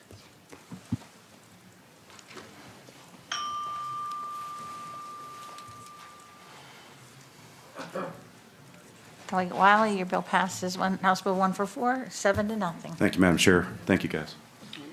All right. Delegate Bulova. Thank you, Madam Chair. Madam Chair, members of the subcommittee, this is House Bill 464. What the bill is looking to do is allow an ABC licensee in one tier to employ a person in a different tier under certain circumstances. And so, as you know, this is generally prohibited in terms of cross-tier employment with a couple of different exceptions with the specifics spelled out in ABC regulations. The issue that this bill is trying to solve is that in many areas of the ABC-regulated economy, they're experiencing severe labor shortages. And so this is particularly the case with respect to our craft brewers, but it extends to other areas. And so it would be useful from that standpoint, that if you've got a person who's working part-time under one tier, that they'd be able to go ahead and work part-time in another tier in order to go ahead and be able to make ends meet, and certainly helps with the labor economy. That said, it is important to maintain that separation under a lot of circumstances, and so particularly when you got somebody who's in a position to influence purchasing decisions in another tier, but that's not always a concern. And so if you got somebody who's working in one tier but is a stock person for a major shopping center, then you probably don't have a concern about that. The issue really is figuring out where that appropriate dividing line is in order to go ahead and make it crystal clear, and also to make sure that you're able to do that enforcement. Stakeholders met a number of times with ABC. Turns out that ABC is actually undergoing, or is going to undergo, a significant regulatory review process for this particular part of the regulations, and all the parties decided that the better way to go ahead and do this, rather than through legislation, is really to make sure that when ABC looks at this part of the regulations, that they go ahead and consider these issues during that process.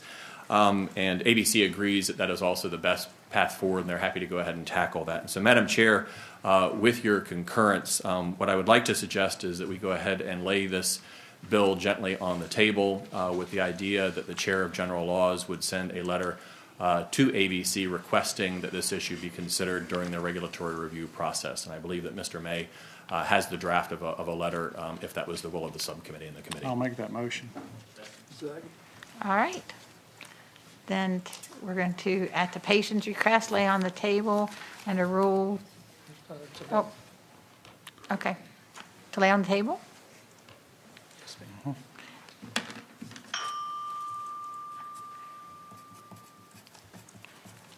And you win this one.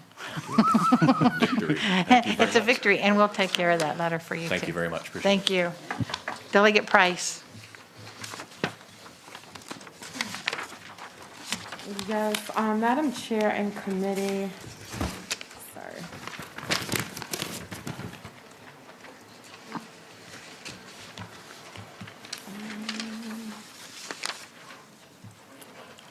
Thank you, Madam Chair. As we are still at the beginning stages of name, image, and likeness contracts, I feel that it's really important that we stay vigilant in the ways that regulating them can be helpful. So when talking to those most immediately involved in the industry, we're actually hearing reports from across the nation that some of the new NIL contracts, in my estimation, are quite predatory. This bill seeks to protect young athletes by doing two things. First, the bill would ban any NIL contracts for high school students. And Madam Chair, this would serve as a buffer so that if at some point in the future, conventional wisdom decided that these contracts would be allowed for high school students, this bill would trigger needing to come back as a body to kind of set some provisions and guardrails on them to protect the students. So, if we see that this is a good idea later, we could come back to that, but the ban would already be in place should we find that they were not. Second, in response to issues that we're seeing with contracts being worded such that they extend beyond the college, the college attendance of the athlete into the professional career of the athlete, this bill would make it such that an NIL contract would only last as long as the player is enrolled at their current school. And so as NILs get more prevalent and there's more education around them, these provisions may not be needed in the future, but for now, in the interest of protecting young students, we do think that this bill would help. And Madam Chair, I do have with me virtually the Public Policy Counsel for the NFL Players Association, Joe Briggs, that can attest to some of the things happening across the country. All right. Does any member of the committee have questions for Delegate Price? Delegate Van Valkenburg? Madam Chair, Delegate Price, how does this bill interact with bills across the country? I'm sorry? How does this bill interact with bills we're seeing in other parts of the country? So Mr. Briggs might be able to answer what other bills look like. What I'm reporting on is other contracts. and things that I think that we would want to prevent from happening to Virginian students. But I'm unclear about what some of the other legislation is. All right. Not seeing any other questions. Let's bring Mr. Briggs in. Mr. Briggs? Good afternoon. Good afternoon. Speaking to the bill itself, I agree with Delegate Price that there are some movements in the industry that see contracts being offered to students who are athletes that extend far past their collegiate athletic ability.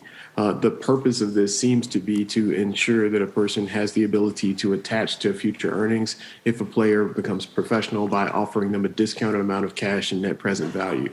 We think that that is a concern that as a state, Virginia may want to look into because it may eventually become a problem for student athletes looking to sign NIL deals within the state, within the Commonwealth of Virginia.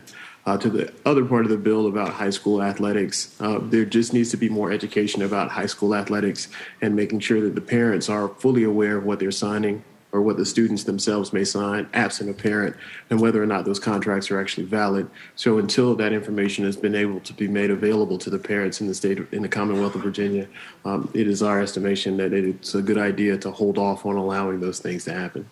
I heard a question about how this would interact with other bills across the nation. Most other bills are not yet addressing high school athletes, but they are working through that legislation through this legislative session. The name, image, and likeness bills barely became legal in most jurisdictions in the last year. And now that they have become legal, there are people that are pushing for high school athletes to sign advertising deals and marketing deals as well. We're concerned that the parents are not fully educated about this new and burgeoning marketplace, and it could become very predatory if not properly regulated. Thank you very much. I make myself available to any questions from the committee. Thank you very much for your time. Delegate Torian. Yes, Madam Chair, if we have completed comments on this bill, I have a motion. Okay. Delegate Campbell. Thank you, Madam Chair. I have a question for the patron. Delegate Price, I appreciate what you're trying to do, and I fully understand that. There are obviously problems across the country with NIL, and I think a lot of us anticipated that being the case when that law was changed. Question I have, your bill, does the code define interscholastic athletics anywhere in that title? Or Give me 1 second. Does council know the answer to that? And let me tell you where I'm getting at. A lot of the really good players will be seeking to play AAU ball. They'll just simply decline from participating. I think what you're trying to do is limit their ability to participate in what would ordinarily be public school activities, I think, athletics. But I can see how, a bill like this could drive those really good players out of the high school sports and simply into AAU sports, which may or may not be covered under your bill.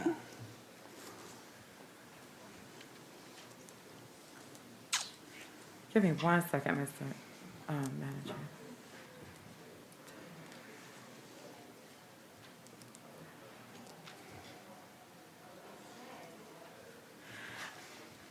I see what you're saying. So the on line 14, the interscholastic athletic competition part, because actually the no high school student, we were going after the age. So the predatory practices of coming, especially for families, like we have a lot of families in Hampton Roads, as y'all can see. We have some really great athletes coming out of the area, but we want to make sure that the parents' economic situation is not targeted for bad contracts. And so the age is what I am most concerned with, coming after those that are under 18. But I would be open to, I guess, if you had an amendment to that. Yeah, and off the top of my head, I see what you're doing, and I applaud the effort. I get what you're doing. I'm just trying to figure a way in which to get there without, necessarily pushing athletes out of You want to carry this? high school competition. I think so. Madam Chair, could this bill go by temporarily? Yes. Thank you. That sounds. But we have a question to Chairman Leftwich.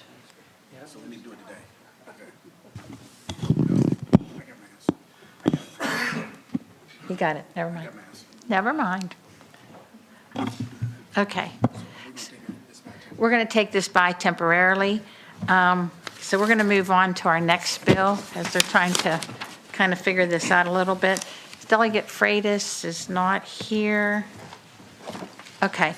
I'm going to go ahead and take up my bills next. And the first bill I'm going to take up is House Bill 1230. And House Bill 1230, I had some constituent come to me. Turn over the chair. Yep. Okay. There you go. Go ahead. Thank you. Come to me, Virginia Union and the Hispanic Chamber of Commerce have joined together and created an alliance.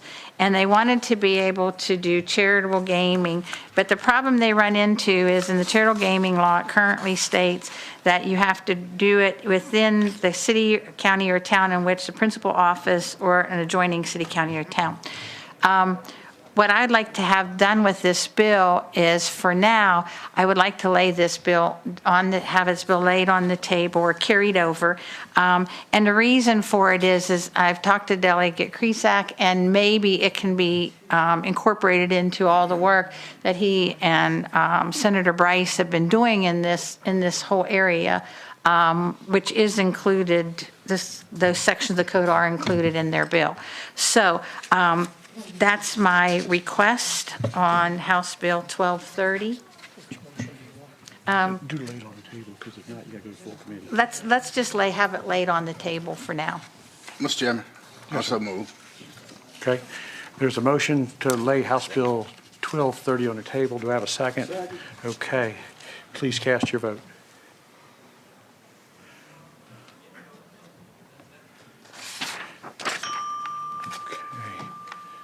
Delegate Leftwich, do you care to vote? No. Okay. But you can. By a vote of 7-0, House Bill 1230 has been laid on the table. All right, thank you. Have a second bill? Go ahead. Okay. So my second bill is House Bill 1336. And what it does is it represents a compromise between the Virginia Craft Brewers Guild, the Virginia Beer Wholesalers Association, the Virginia Wine Wholesalers Association, and the Virginia Wineries Association, among others. What it does is it will direct VDACs to oversee a study with the aforementioned stakeholders, as well as ABC and others, to see if craft beer in Virginia should be included into the wine distribution company. Recognizing unique agriculture nature farm wineries, the VWDC was created after years of litigation and represents a compromise to allow Virginia's farm wineries access to market without going through wine wholesaler. While craft breweries have other ways to market, the Craft Brewers Guild wanted to explore including craft beer in the VWDC. As I introduce this bill just to facilitate a discussion between the interested parties to see if they could take on beer, and if so, how to proceed without impacting existing operations. And I want to thank all the parties that came to meet, because when we started the session, there was a lot of headbutting going on, and I think everybody has kind of come to the table to have this looked at to see if this is something that would be viable. And there are a couple people to speak. Okay. Let me ask if I got any questions for the committee at this time. If not, is anyone for this piece of legislation to speak first? Mr. Boykin. Good afternoon, Madam Chair, members of the committee. We want to thank Delegate Robinson for bringing this issue forward. This has been something we've been talking about since I joined the VBWA over 7 years ago, and we're glad to have this discussion over the summer and look forward to working with the interested parties. Again, thank you to the patron for her leadership. Thank you. Thank you. Mr. Perrin. Afternoon, Chairman Knight, members of the committee. Trip Perrin, representing the Virginia Wine Wholesalers Association. We really appreciate the little bit of headbutting, but really appreciate all the work that Delegate Robinson put into this bill, and we look forward to being active participants in the discussion in the off-season. Thank you. Thank you. Thank you. Anyone else here to speak on this issue? Okay. Do I have a motion? Mr. Chairman. Yes, sir. I move to report. Okay, there's a motion and a second to report House Bill 1336. Please cast your vote.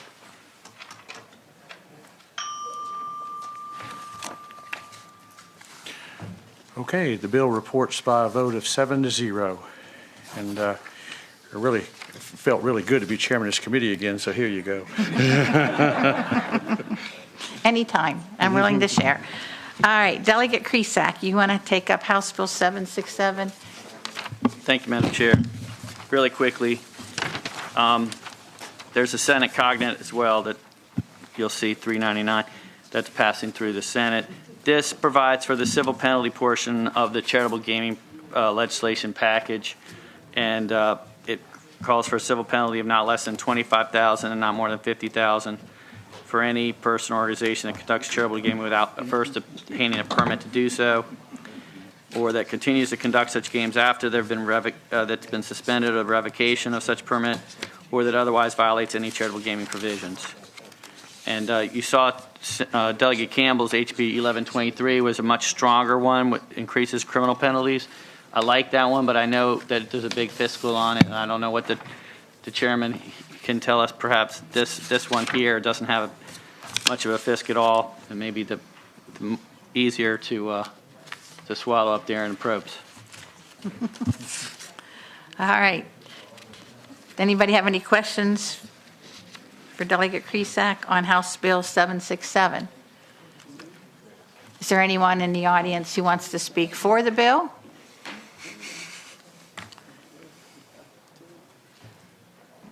Yes, Madam Chairman. Chris Peterson from the Virginia Charitable Gaming Council speaking in support of the bill.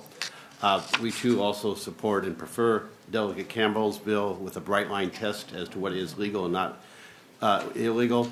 But like there's been discussion, if you see a charitable gaming machine in a convenience store, that machine does not have a permit.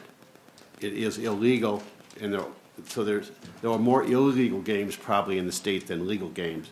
So we support any effort to eliminate those illegal games in the Commonwealth.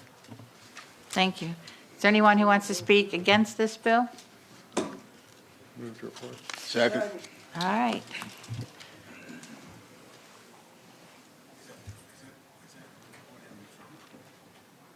I don't think so. No, sir.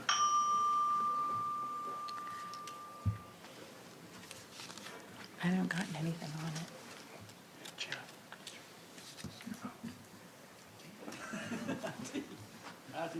He's got an IT problem. You want to just call his name? Doug Campbell, I can vote for you.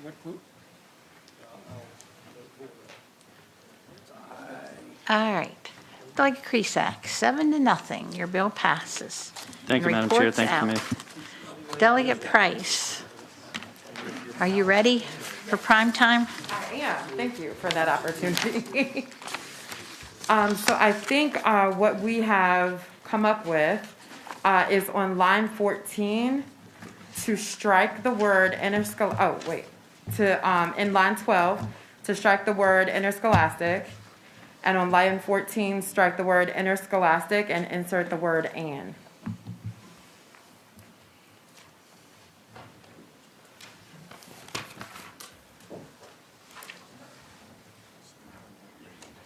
Can you read that, the new language, especially in line 14? Madam Chair, that language would then read, starting at line 14, no high school student athlete who participates in an athletic competition shall enter into any contract to receive compensation in exchange for the use of such student's name, image, or likeness.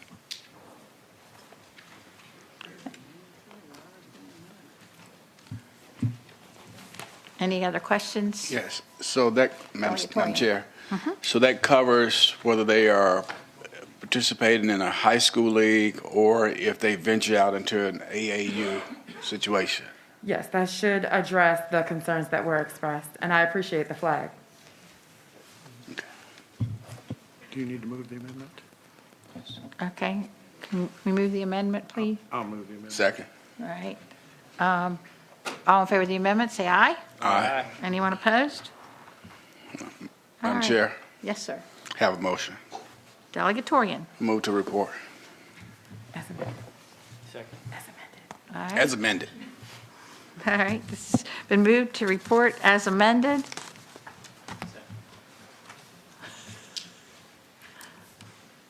And seconded.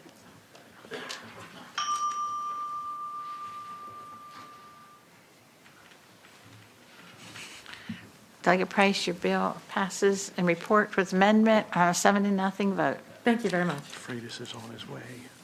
All right, we're going to go at ease for a few minutes because Delegate Freitas is on his way.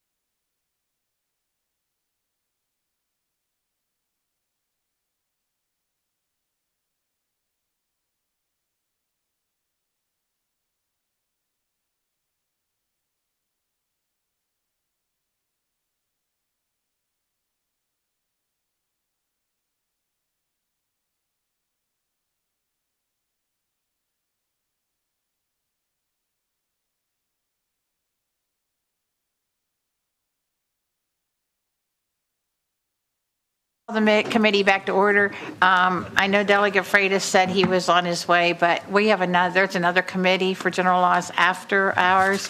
And so maybe the chairman will see fit that it gets moved to full committee to be acted on. And so so we're going to do a motion to pass by. So moved. All right. And that the voice vote, all in favor, say aye. Aye. Anyone opposed? All right. That takes care of Delegate Freitas' bill today, and this meeting stands adjourned. Good work.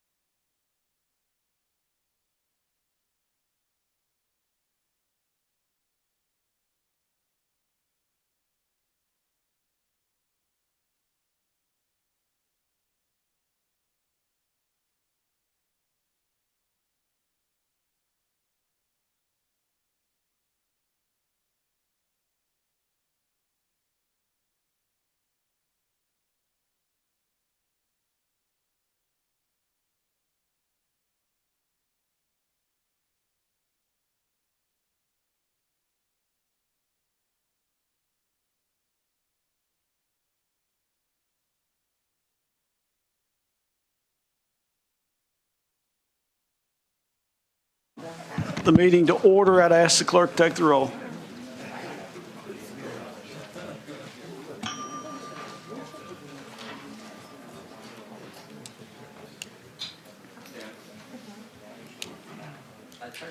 We need 5. There we go. We barely have a quorum present. Plus we have the chair. Yeah, right. So, okay, so administratively, we have 2 bills that the patrons have requested to be carried over until next year. That'd be House Bill 1091 from Delegate Wilt and House Bill 1354 from Delegate Hudson. Entertain a motion to that. So moved, Mr. Chairman. Motion is second. That's a voice vote. All in favor, say aye. No, yeah. Is that a voice vote? No, Yes. that's a recorded vote, isn't it? No, it's voice vote. Voice vote. All right. If it's strike, it's recorded. Strike from the docket. Well, carrying it over till 23 and Rule 29, I guess. Yeah, voice vote. So all in favor? Aye. Opposed? Those will be carried over till 23. We also have House Bill 881 from Delegate Fowler. He's asked that bill go by for the day. That is a voice vote. So moved. Motion and a second. Pass it by. Pass it by for the day. 881. All in favor? Opposed? Bill will be by for the day. Have a request from Delegate Kilgore to incorporate his House Bill 890 into Delegate Bell's House Bill 734. So moved, Mr. Chair. Second. Mr. Chair, say that again, please. It would be incorporate Delegate Kilgore's House Bill 890 into Delegate Bell's 734. So moved, Mr. Chair. Second. Motion is second. All in favor signify by saying aye. Opposed, like sign. Motion's carried. Takes care of the administrative stuff. First item on the agenda would be House Bill 19 from Delegate Fowler.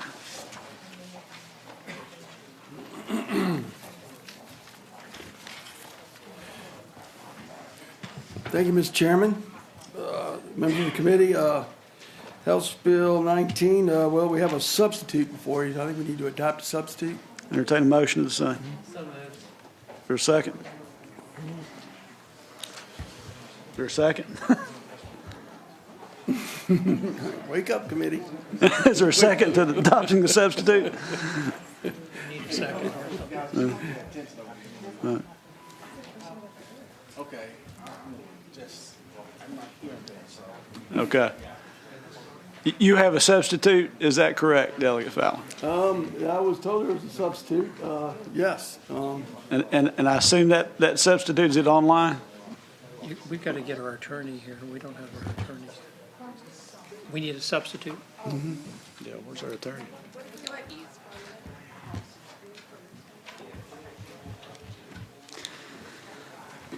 Let's go to ease a moment while. Sorry, Mr. Chairman.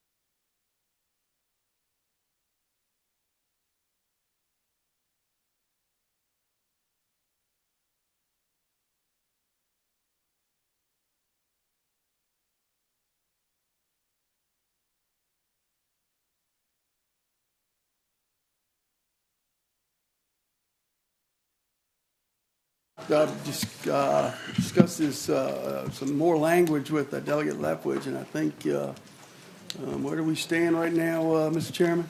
Okay, so thank you, Delegate Fowler. I've had some conversations with some of the higher ed folks and with contractors. And I think what the procedure would be right now is to adopt a substitute, and then I'm going to propose an amendment in concept, and that language will be massaged between now and full committee, and everyone would have a chance to weigh in on that additional amendment on that date. Thank you, Chairman Lethbridge. Thank We had a motion to adopt the substitute. We did not have a second as of yet. For a second. All in favor signify by saying aye. Opposed?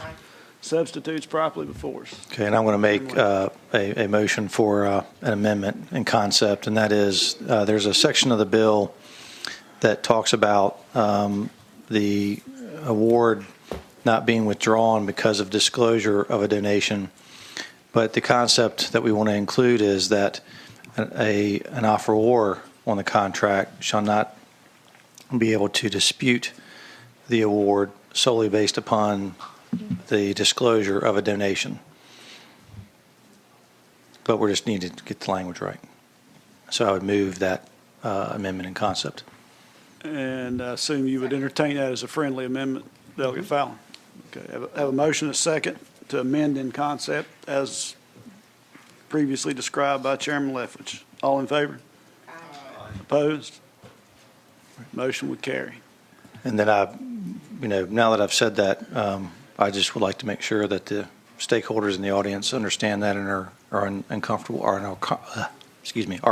with it. Understand. Anyone wishing to speak to the bill, come forward, please. Just Matt Benko of the Virginia Contractor Procurement Alliance. We appreciate Delegate Fowler's response from the bill, and especially Chairman Lethbridge's involvement in the bill, and we support that amendment wholly.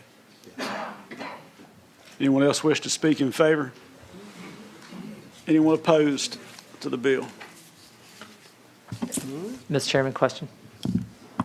Delegate Rome. Thank you, Mr. Chairman. Mr. Chairman, I would ask based on this because the substitute is not online, and I haven't been given a physical copy of it.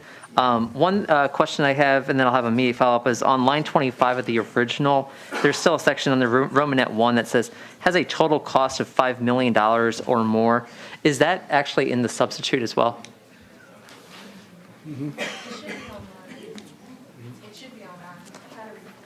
I'm refreshing right now. It's not there yet. I think this is going to come back before full. I'd move to report HB 19 as amended. A motion and a second to report. All in favor signify by your vote on the board.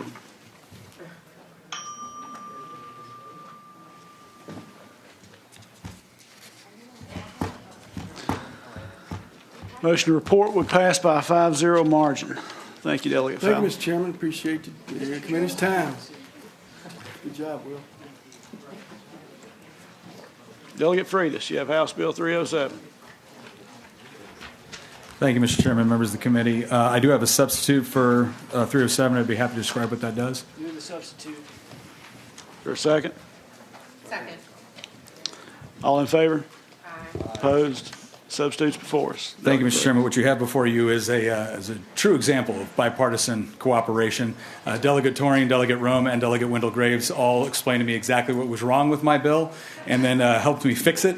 So originally what this bill did was it said that there had to be an estimate before you could assess any charges for a FOIA request.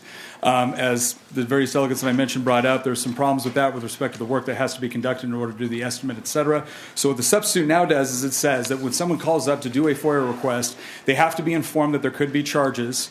So it's no longer at the request of the request. It's automatic. You have to inform them that there could be charges associated and that if they would like, they can get an estimate. If they choose to go forward with the estimate, there will be a cost associated with that. And then after the estimate, if they'd like to get the full report, the cost for the estimate is then rolled into the overall amount that they would have spent in order to get the FOIA request. Other than that, the only thing that's changed is that we also said, and this was from the original wording of the bill, that all the entities must take all reasonable measures to use the lowest cost possible in order to answer the FOIA request. So that is the bill, and I want to say again, thank you very much to Delegates Torian, Delegates Rome, and Delegate Wendell Graves for their assistance on this. Any questions from the members of the patron? Delegate Rome. Thank you, Mr. Chairman. Question for the patron. All right. So first, thank you, to the patron for trying to, take some of that consideration. I'm of the mindset very much that there should not be a cost to someone who simply requests an estimate. To me, that's just the cost of business for the local government or state government to do their jobs, as far as I'm concerned. So I understand, where you're coming from with that. Although I would love for it to simply be not a cost. However, the question I have on this is that on the couple of sections here where it says, shall make all reasonable efforts to supply the requested records at the lowest possible cost. Obviously, I agree with that, but my question is basically, what legal status or what legal standing does this actually have? Like, does this actually put teeth into the bill here and substantially change the practice that any public body would have in terms of fulfilling that FOIA request? Because I wonder whether they're just going to say, oh, well, this is it, but there's not really any way to prove it. You know what I mean? Thank you, Mr. Chairman. I would say we haven't added a specific mechanism whereby we would go back and essentially, punish, or there would be some sort of legal lawsuit that someone could bring if they weren't charging this. However, I think if we set the groundwork here, I'd be more than happy to help the delegate with a bill on next session if we decide that teeth are necessary in order to make sure that this is properly executed. Thank you. Any other questions for the patron? Mr. Chair. Delegate Coiner. So just a question about the tolling of time. Now that we're adding an extra step, the previous to your bill, this section told the time to respond between notice of the cost estimate and the requestor responding. Don't we need to really toll the time? So I would just say, Mr. Chairman, that we haven't said that an estimate is required. We've said that they can be notified that an estimate is possible. Because, again, part of the problem here is someone does their first FOIA request, they don't understand it, comes back, and all of a sudden they get a $500 bill for it. So if they say, I want an estimate, they can request, but it's not necessary. With respect to the tolling of the time, we really haven't changed anything in the law that I know of other than striking out all charges for the supplying of requested records shall be estimated in advance of the request of the citizen. Again, that's kind of replaced with that. So Mr. Chair, I think that's my concern. You say you can get an estimate, and then they say, yes, I want one. The current statute doesn't toll your time until you get the cost estimate. Don't you want to toll the time while they're getting the cost estimate together to not run that time out? You really want it from when you confirm you want the cost estimate, not when you are given the cost estimate, right? That's the real tolling now. Again, Mr. Chairman, I would say that I think the solution for that is one of two things. Either someone says, I don't need the estimate, just do the work, or they say, I want the estimate, and the time that's told for the estimate, whatever the cost is, which is, again, is presumably a lot less than what the overall cost is going to be, that can then be rolled into the overall cost. So I still think that's, again, there may be ways to improve upon this, but I still think this is better than what we currently have in law. Any members have any questions? Anyone here physically in support of the bill? Anyone physically here opposed? Israel loves this bill. I don't think there's any comments online. The committee operates by motion. Mr. Chairman. Delegate Torian. I move to report. Have a motion to report. With the substitute. With the substitute. It was moved. Move the substitute, Mr. Chairman, and the substitute is on LIS, Mr. Chairman. Yeah. So you can see it now, Delegate Ryan. Okay. Motion is second to adopt a substitute. All in favor say aye. Aye. Opposed? All right. The substitute, again, is properly before us. Motion to report the substitute. Is there a second? Second. All in favor signify by your vote on the board.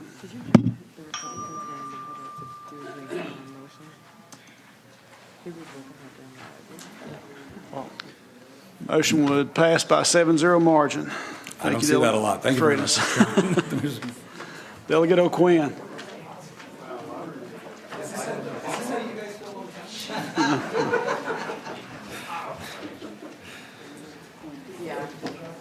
You have House Bill 970, correct? Yes, sir, Mr. Chairman. Go ahead. So there is a substitute for this bill, and I'll be happy to walk through what the bill does with this substitute. Motion to adopt the substitute. All in favor? Opposed? Substitutes before us. Delegate O'Quinn. Thank you, Mr. Chairman and members of the subcommittee. So this is a companion bill of a Senate bill that actually passed out of the committee the other day, 14-0, and it's actually pretty straightforward, all things considered. So what it does is adds to the list of exemptions from FOIA information related to activities that support participation in a 501c organization.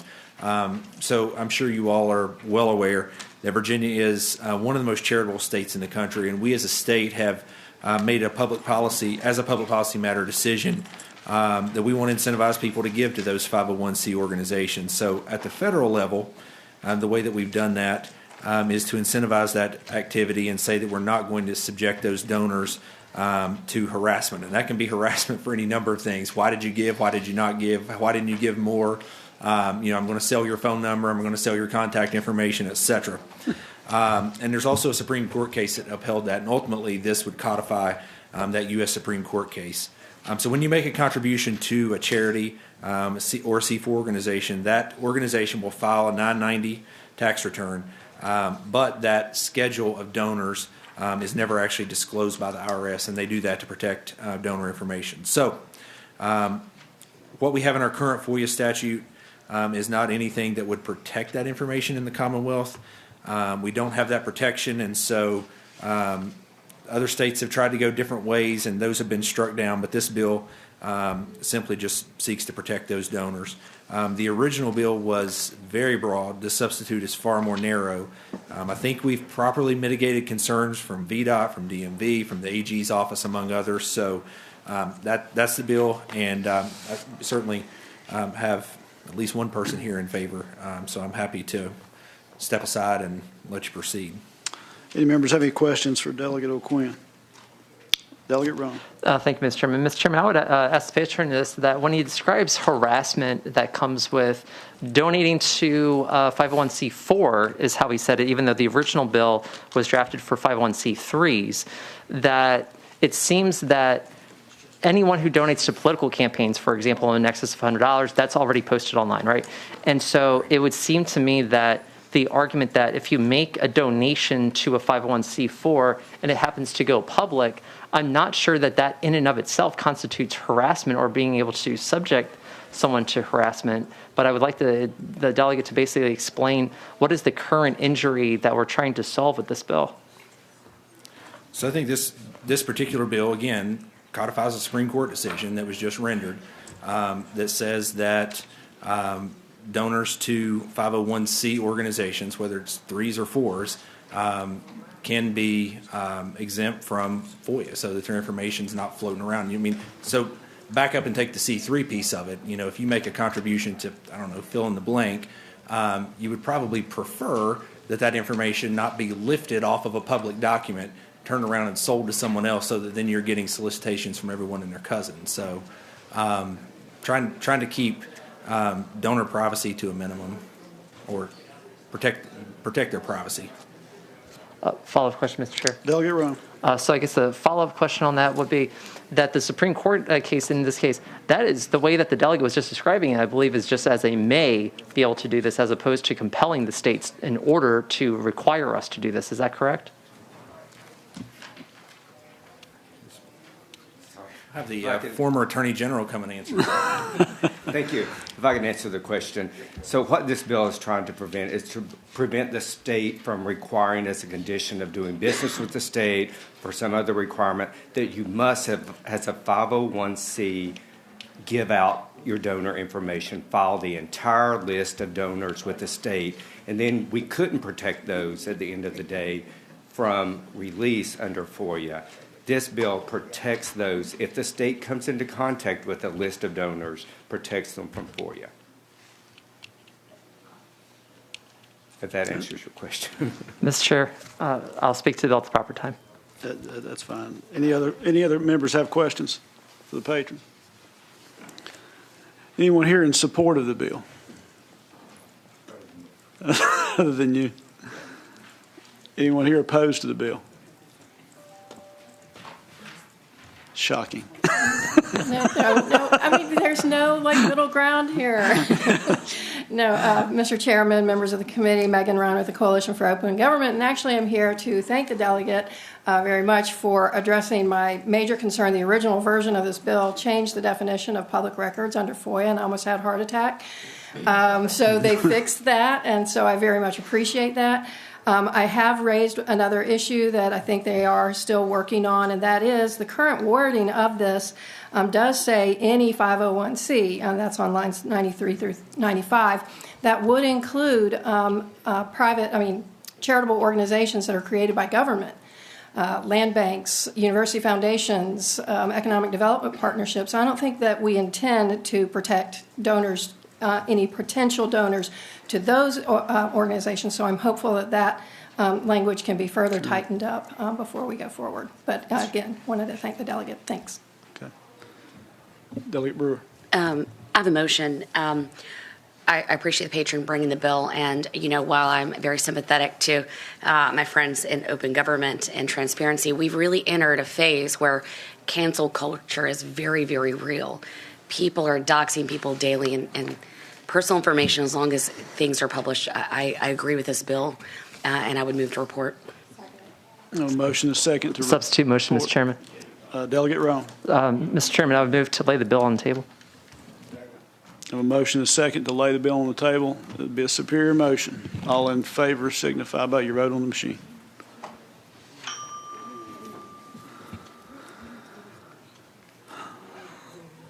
Motion would fail by a 5-2 margin.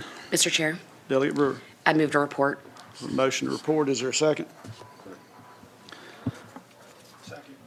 We have a second motion and a second to report. All in favor signify by your vote on the electronic voting board.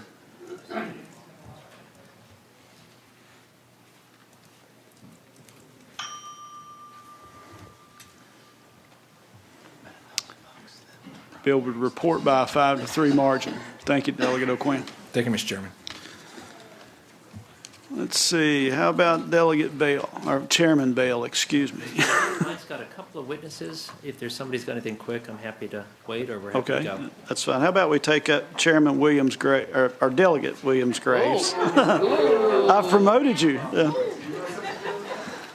She sat patiently by and waited the entire General Laws full committee meeting just to present a bill to strike it. So, thank you, thank you, Mr. Chair, and members of the committee.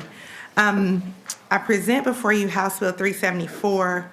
The goal of House Bill 374 is to end bid shopping and bid peddling. It is, in essence, a truth in contracting bill that in ending bid shopping and bid peddling that occurs after bids are submitted on state work. These practices damage the industry and the client, which is the state of Virginia or the Commonwealth of Virginia, experiencing loss in value in the competitive bid process and in a reduction of the quality of the product. This bill passed committee last year and out of the House. We had some issues over on the Senate side, which we believe in the substitute that was passed before we passed by for the day last week. The substitute was passed prior to passing by for the day. At any rate, this particular bill, it seeks to remedy unhealthy practices in the contracting industry with regard to those contracts that are offered and that are bid on by contractors.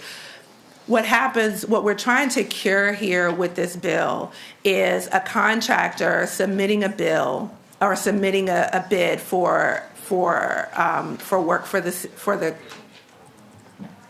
the Commonwealth, and then going back and reshopping all of the subcontractors to lower their costs. And so that then lowers productivity, it lowers the quality, and the only thing that it does is makes more money for the contractor, and it doesn't do anything for the subcontractors. So what the bill asks for is that when a bid is submitted, that a list of contractors through a list of subcontractors rather, through a vetting process be submitted with that bid. Okay, so it would be report substitute. It would, okay, yes. Thank you, Delegate Williams-Graves. The members have any questions for her? Hearing none, is there, we obviously took some testimony on this, as I recall. Is there anyone here in support of the bill? I don't know that we did. We did? I don't think that we did. It was, because it was getting close to the bewitching hour. Yeah. So, come forward, yeah. Thank you, Mr. Chairman. Thank you, committee. Jason Parker, Virginia Building Trades. So when you take bids and you bid shop, if you will, I'll say when you shop your team that you're bidding for an agency expenditure project, that's good for the taxpayer. It's obvious. And once you get past the awarding of the contract, you're just transferring margins from the subcontractors to the prime contractor. And if you take into effect that the subcontractors are the performing component of the industry, then you also have to recognize they're also your workforce development component of the industry. And we already have a deficit of people in the industry. We need more people in construction. We think this would be a good fix, at least on state expenditures. Thank you. Appreciate it. Thank you. Anyone else in support of the bill? Anyone here in opposition? Move to report. Well, no, we have witnesses. Anyone here in opposition to the bill? Mr. Chairman, thank you. Rob Bohannon here on behalf of the Virginia Transportation Construction Alliance. We are the voice of over 300 contractors, aggregate producers, engineers, consultants, suppliers, and service providers. For transportation work, VDOT already requires pre-qualification for contractors and subcontractors. That ensures specialty classification, safety records, bonding, insurability, so that public bodies can feel confident in the work that they're getting.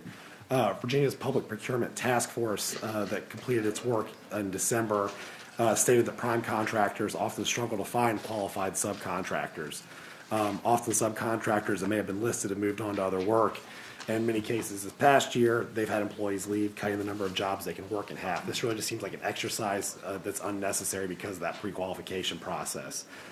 Furthermore, some of the language in the bill that requires debarment, I think the term debarment is in there. The threat of debarment, disqualification, that seems overly harsh in this process in our view. Thanks. Thank you, Mr. Bohannon. Matt Benko, the Virginia Association of Roofing Professionals couldn't be here tonight, so they asked me to speak in opposition to this bill. The Virginia Contractor Procurement Alliance, which I do represent, is opposed to the bill. And our president, Jack Dyer, is here and can speak to the bill briefly. Thank you. Mr. Chair. Good afternoon. Members.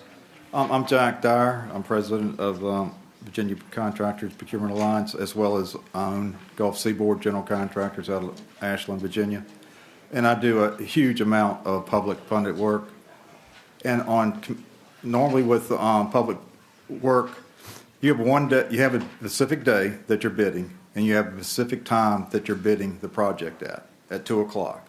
And during that course of time, we will get over 200 to 250 proposals via fax, via the phone, via email.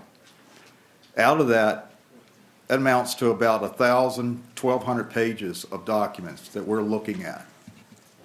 And we're dealing with line items on a summary investment sheet that go from 120 to 150 line items that have to be a number plugged in for the summary investment sheet that comes up with the cost for the project. It's impossible. We get prices up. We have a person at the place of location where you turn the bid in with the bid proposal to write in a number that we're going to give them at 2 o'clock. Because if you go 2:01, 2 minutes and 1 second, your bid's not counted. So this is impractical. We have prices that come in 3, 4, 5 minutes before the bid comes in. With all these proposals, we will get out of subcontractors, we'll have 30 to 40 subcontractors on a particular project at a time. all these qualifications that they'll have on their proposal, you don't even know who the subcontractor are. You might have an idea, but you have absolutely no idea they have a complete scope of work. And you don't work that out until after the process, after you know you've got the project and you've got an intent to award, and then you start working it out. You figure out who has the most complete package for the price. So to sit here and ask for the name and address, the description of the work, the license number, the certification number, you cannot do it. It will not happen. It's impossible. Thank you, sir. Thank you. Mr. Chairman, members of the subcommittee, Brandon Robinson with the Associated General Contractors of Virginia. For many of the reasons already stated, we oppose this bill. And I would just add one more thing. The federal government had this in place until about 1985, and they figured out it did not serve the purpose that it was intended to, and got rid of it. So, thank you. Thank you. Julia Carlo Hammond on behalf of Associated Builders and Contractors, the subcontractors that many claim need help under this. We don't support the legislation at all. Thank you. Delegate Williams-Graves, I'll give you the last word. Thank you. So it's very interesting that we have so much opposition this year that we didn't have last year. However, I will say this. The Associated General Contractors of America did support this bill last year. And in the interest of truth in contracting and ensuring that Virginia is getting the absolute best bang for their dollar, I believe that this bill will help to secure better contracting, and it will also help to secure better subcontractors. I understand that when you start out a project, I'm in a residential real estate broker, and when you start building a house, you start out with a certain set of specs, and you may start out with a certain set of subs, and that is your intent, and that is all that we're asking for, is who is it that these contractors intend to use, and are they legitimate, qualified contractors on this project. We understand that things can change, and we get that, but we would offer that it would be to the benefit of the Commonwealth of Virginia if the contractors or developers made a good faith estimate to outline who they're going to use for the benefit of the public and for the benefit of the project. Thank you, Delegate. Mr. Chairman, I have a motion. Delegate Walton. Mr. Chairman, I move we table HB 374. A motion and a second to lay the bill on the table. All in favor signify by your vote on the machine.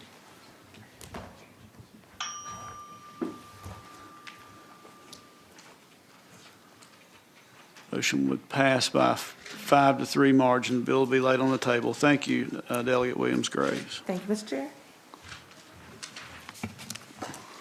Chairman Bell, I'll get the signal you're ready to grow old now. I deserve the title in this room, but thank you, Mr. Chairman. So the House Bill is House Bill 734. There's a substitute that staff has been kind enough to work with me on and prepare. Move the substitute. Second. Motion second to adopt substitute. All in favor? Aye. Opposed? Substitute is before us. Mr. Chair, I'm not sure the most efficient way to proceed. House Bill 734 would attempt to amend a bill that was passed last year with regards to when and how criminal record information was released to victims and their families and or members of the general public. There's a couple of people that would like to testify to how the law went into effect, of course, this summer, and how it's happening in the field and some concerns they raised, and then I'd be happy to walk through the bill. Members have any questions for Chairman Bell? Hearing none, do we have anybody here in support of the bill? Mr. I think there's two online families online who would like to tell you their experience with this, and then a couple people here. We'll get to them shortly. Anyone physically here in support? Yes. Mr. Chairman, members of the committee, I'm Brian Haskins. I'm the Pennsylvania County Commonwealth Attorney. I'm here speaking on behalf of the Virginia Association of Commonwealth Attorneys to say that we wholeheartedly support this bill, including its recent amendments that the committee has so voted. I'm happy to answer any questions that you may have about our position and why we've taken it. Members have any questions for the witness?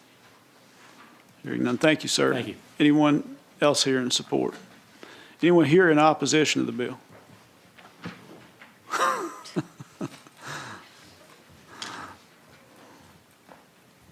I'm online in opposition. Sorry, go ahead.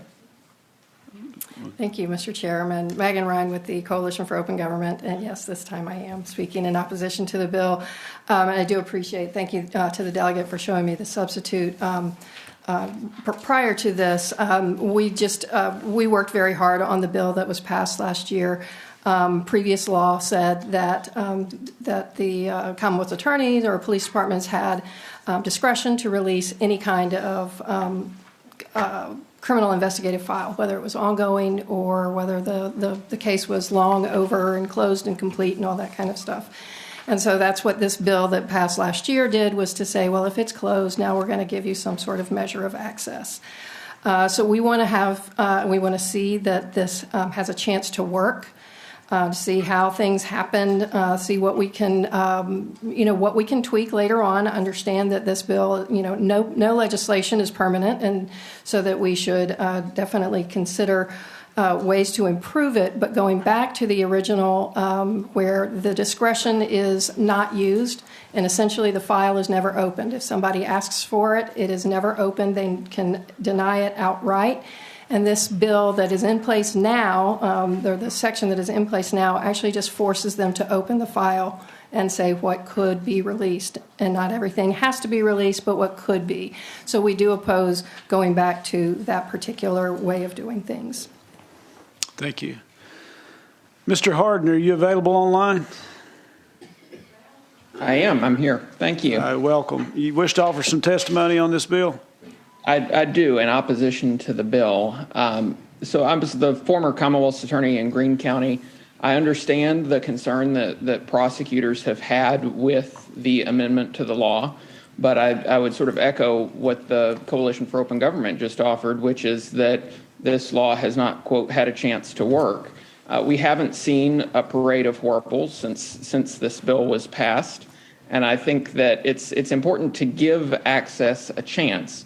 This bill is going to eliminate the definition of an ongoing investigation, such that you're going to see cases that have been closed for years where there's no possible harm to an ongoing investigation that the agencies are going to have the power to withhold.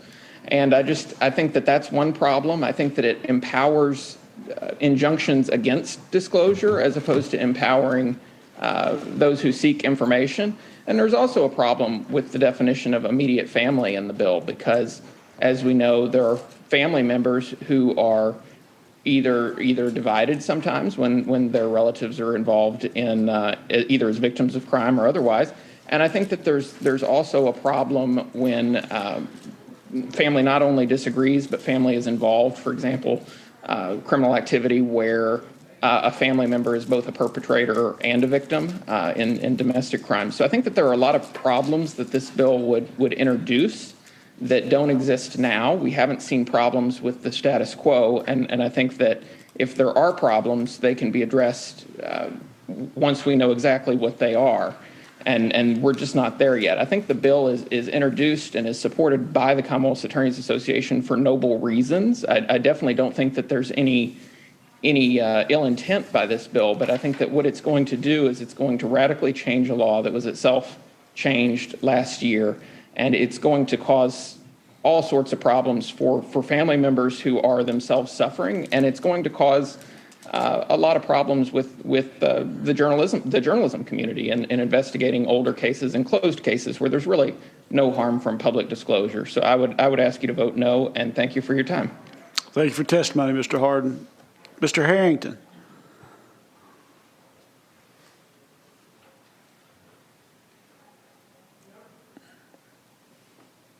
I'm here.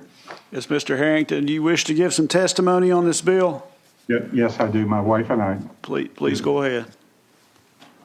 Good afternoon, Mr. Chairman and committee. I'm Jill Harrington. I'm Morgan Harrington's mom. I'm a nurse, and I'm president of Help Save the Next Girl. This is my husband. I'm Dan Harrington. I'm a physician, and I'm the vice dean at the Virginia Tech Co-ed School of Medicine. We're here to speak in support of Delegate Bell's House Bill 734. As Jill mentioned, our daughter Morgan was a 20-year-old sophomore at Virginia Tech who was abducted, raped, and murdered after a concert in Charlottesville, UVA in 2009. This year, On January 26, we marked the 12th year since Morgan's remains were discovered. They were thrown like refuse in the fields in Albemarle County. You never get over the death of a child. You can get past it, but you lose the pain, but the loss and the pain is ever present. We have spent the last 12 years working determinedly to serve our community and create a positive legacy for Morgan. At the Virginia Tech Career School of Medicine, we have the Morgan Dana Harrington Scholarship, which helps return healers to the community in response to our injury. Morgan had declared a major in education just shortly before she was killed.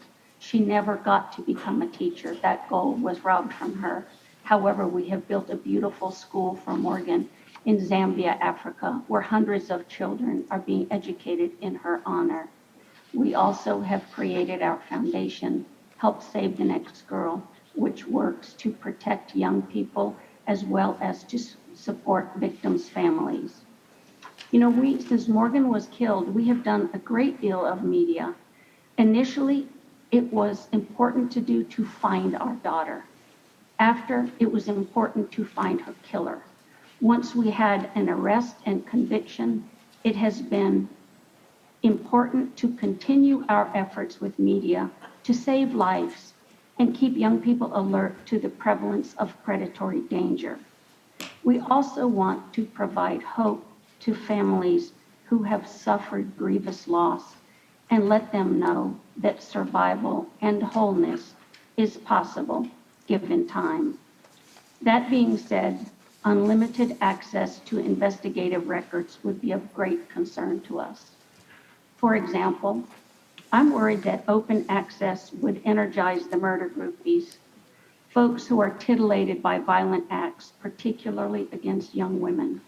We received quite a number of very disturbing fictional pornographic description of Morgan's final moments from those folks. Open access to case material is likely to reignite that deviance, and it would be incredibly painful to endure once again. We ask for your compassion. Please spare us and other victims' families the anguish of reliving the agonizing details of our beloved's murder. We hope that you will support HB 734 to protect the privacy of victims' families. We have suffered enough. Our friends in law enforcement tell us that to comply with this FOIA access request in Virginia would be ruinous to their already strained resources and budget. As leaders, we hope that you will act as prudent stewards of resources in the Commonwealth and support House Bill 734. Jill and I appreciate the opportunity to speak and share our concerns with you, and also thank Delegate Bell for crafting this bill, which will protect victims' families from the burden of additional and unnecessary pain. Thank you for allowing us to speak. Thank each of you for your testimony. Ms. Graham, are you available? Yes, I am. And you wish to give some testimony with respect to this bill? I do, thank you. Can you see me? Well, we can. We can hear you just fine. Thank you, Mr. Chairman, members of the subcommittee. Thank you very much for allowing me to speak. My name is Susan Graham.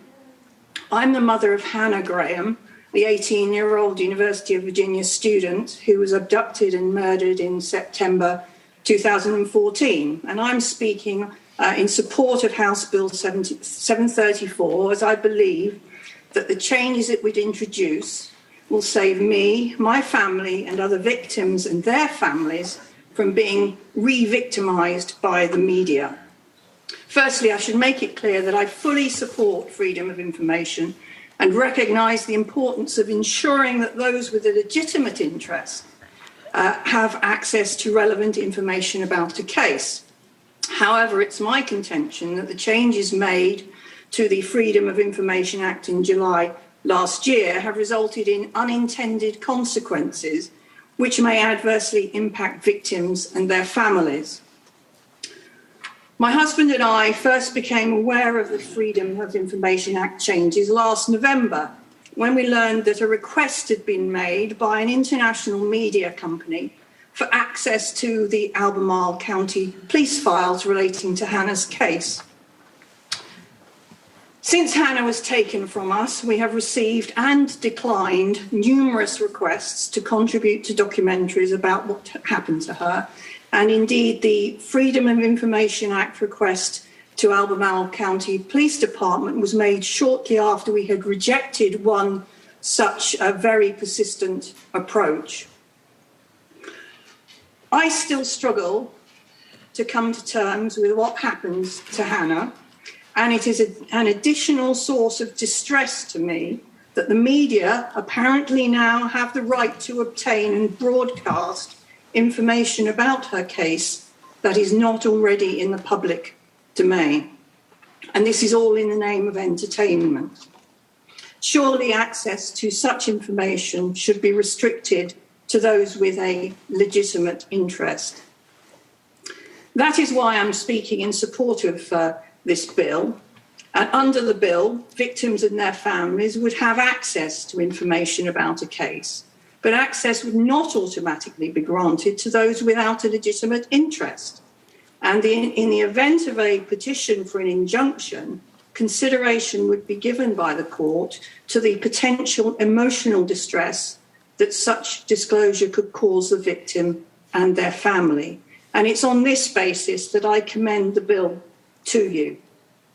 The sentiments behind the changes introduced last July are admirable. Please do not allow the media to take advantage of them to boost their ratings and re-victimize victims and their families as a result. Thank you very much for allowing me to speak. Thank you, Ms. Graham. Delegate Bell, you have the last word.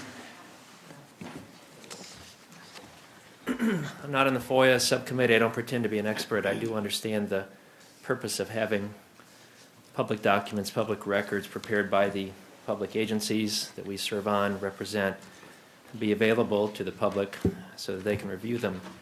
I would suggest that families of crime victims didn't volunteer for this. They didn't ask for it, didn't sign up. They were dragged into court because someone did something to them. And the Harringtons have taken a path that they have found their solace in trying to act in public, but the Grahams have not. And I don't know that Ms. Graham is still listening. I'm not sure if I've heard her speak in public since it happened. And the media is asking for, this didn't come from VACA, this didn't come from anybody, but my local police, the guy who was on the case, Mark Ballou, who couldn't come today, called me out of the blue and said a bunch of curse words, and then I just got a FOIA request that I've been told I've got to comply with.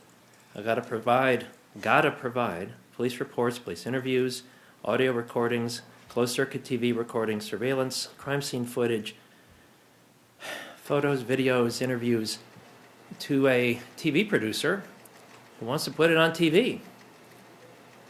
Now, there is a modest carve-out where the photograph, audio, video record would depict the victim and allow the victim to be readily identified, which provides some help in lower profile cases. But take that out, you have a massive file that's going to be used by some company to make a TV show about this after the family said they don't want to do it. Now, when this bill came through, I don't want to pretend that I liked it or voted for it, but I will tell you I listened to the testimony and tried very hard to maintain. I remember Delegate Levine said that he had a terrible victim. His family was victimized and he wanted the file to go through it. This preserves all of that. What it does say, though, is we're going to separate out what the crime victims can get from what the general public can get, and it creates the previous regime where the public agency can release it. It then has a mechanism where the crime victim, if they want, have a brief period to file an injunction if they think it's something beyond that. And Mr. Chairman, that's the bill. I hope it will win the positive support of this subcommittee. Thank you. Mr. Chair. Delegate Brewer. I'd like to make a motion. You may. Delegate Bell, first I want to say thank you for bringing this bill, and I'm sad that the Graham and Harrington family had to experience what they did. I'm grateful that they were strong enough to be able to testify for your bill. And I think this is only the right thing to do. So with that, I'd make a motion to report House Bill 734 as amended. A motion to report as amended and a second. All in favor signify by your vote on the electronic voting board.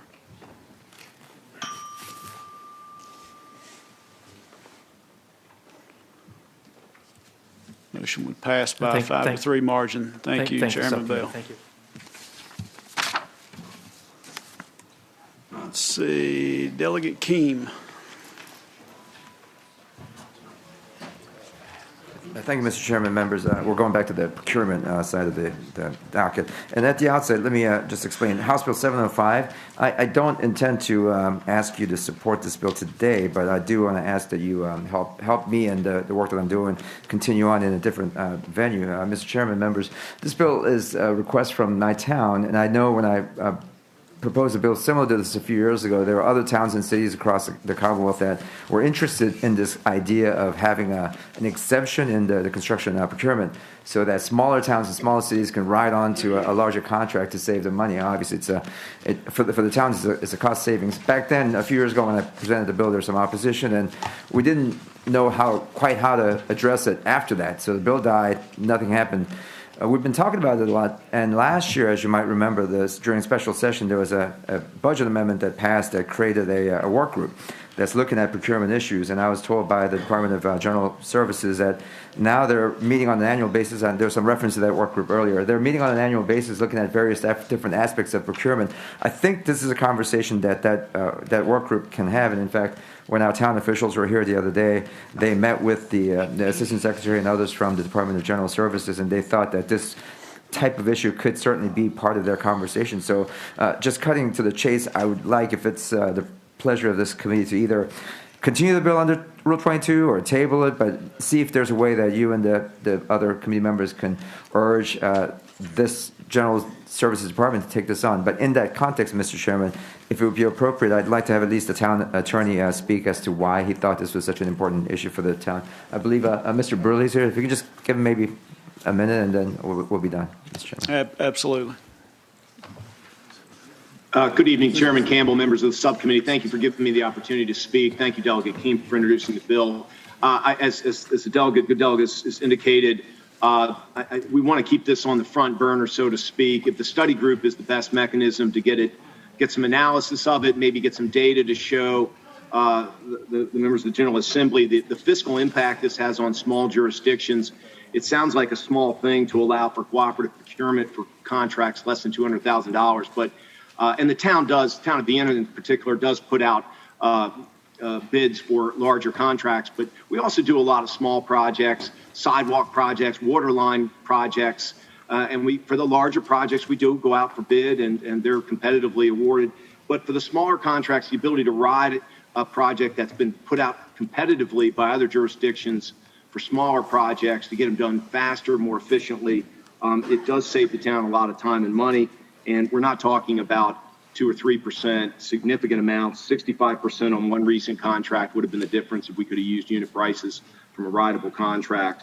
This year we had our Parks and Recs and our building maintenance projects, approximately 16 projects where we were able to find lower unit prices from contracts that were rideable in other jurisdictions.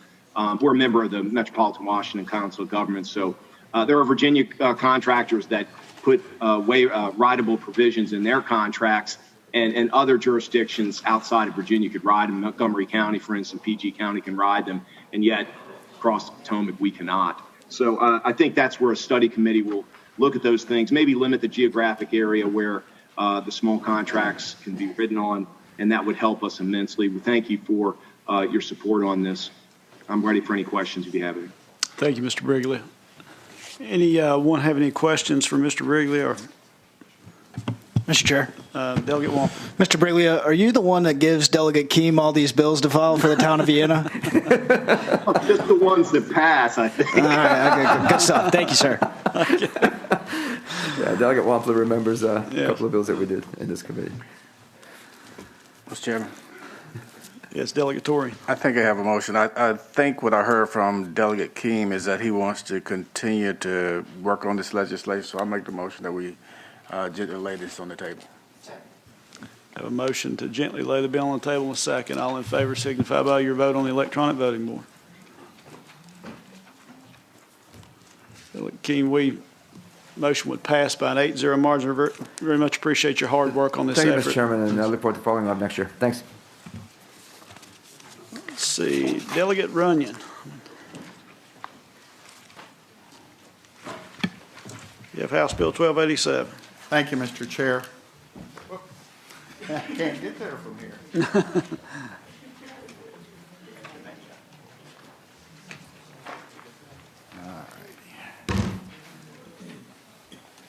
So I have an amendment in the nature of a substitute, and I believe it's posted online.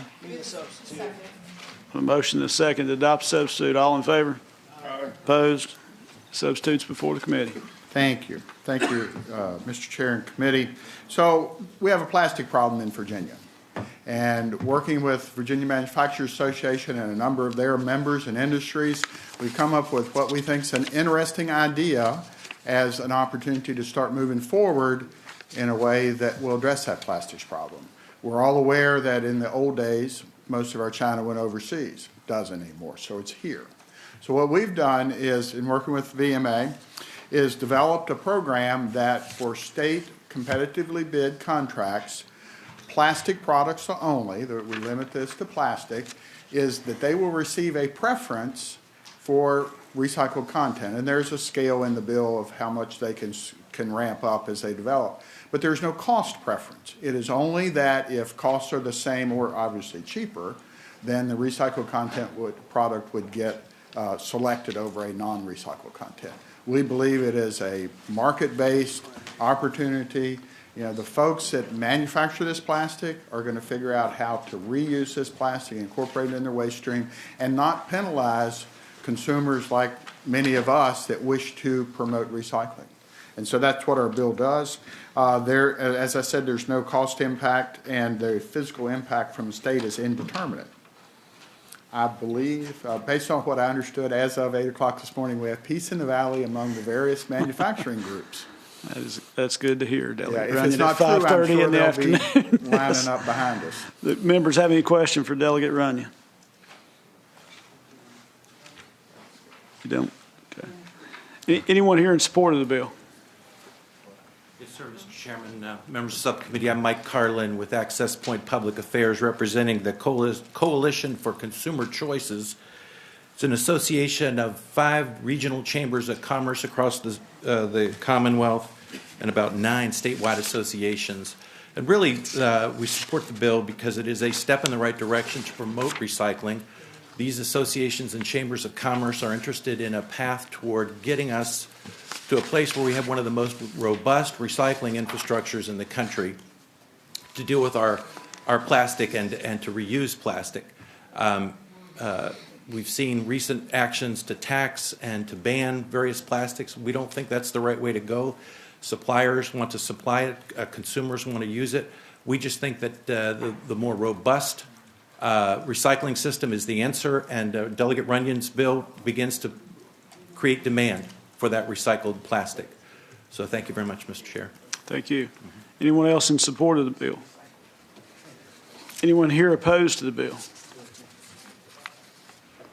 We have no interest online, believe it or not. So, committee operates by motion.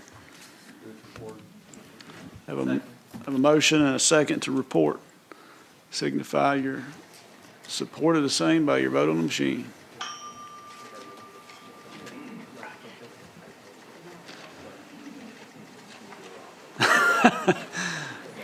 Congratulations, Delegate Runyon. Your bill would report by a 7-1 margin.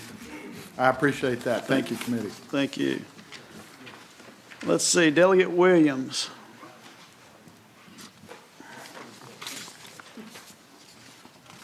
Thank you for taking me, Chair.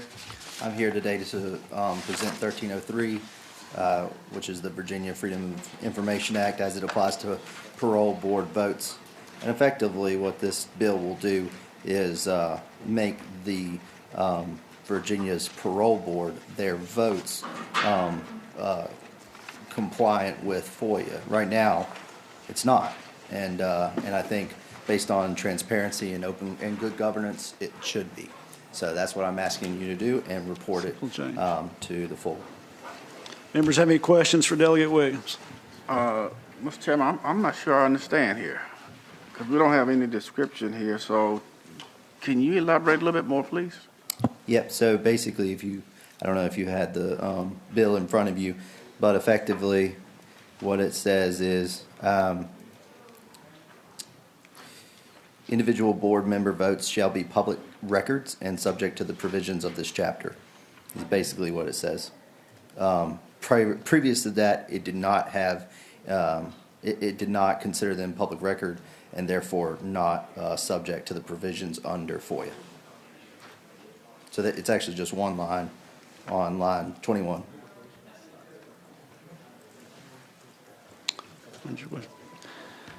Any other members have any questions for Delegate Williams? Mr. Chairman. Delegate Wong. Delegate Williams, so this would make the parole board's votes public record and requestable under FOIA. That's right. That's all this bill does. Thank you, Delegate. Anyone here in support of the bill?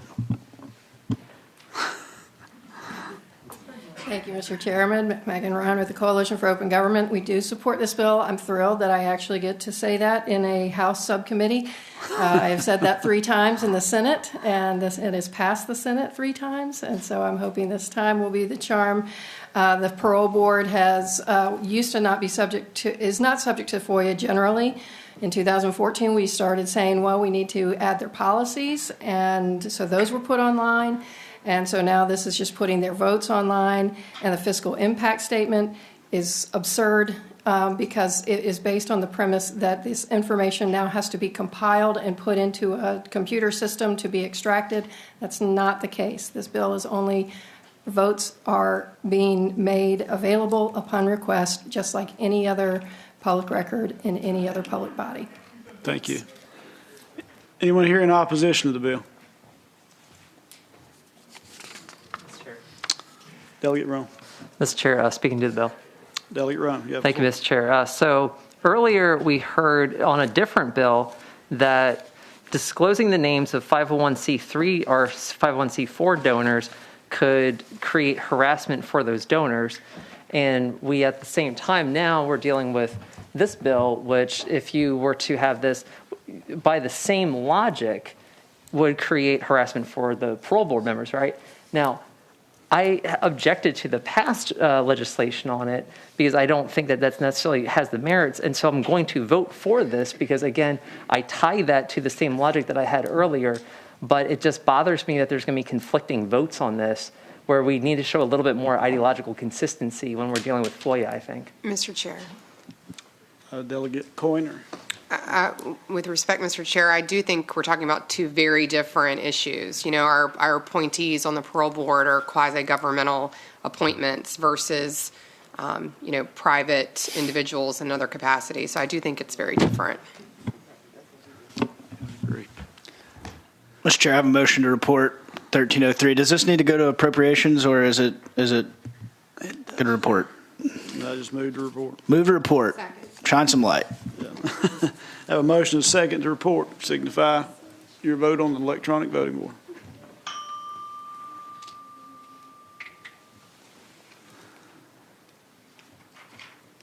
Motion to report would pass by a 6-2 margin. Thank you, Delegate Williams. Thank you, guys. Delegate Shin.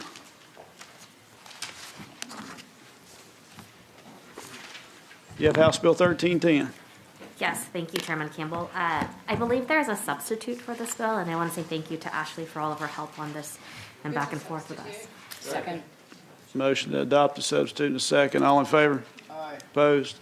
Substitutes before the committee. Delegate Shin. Thank you, Mr. Chairman.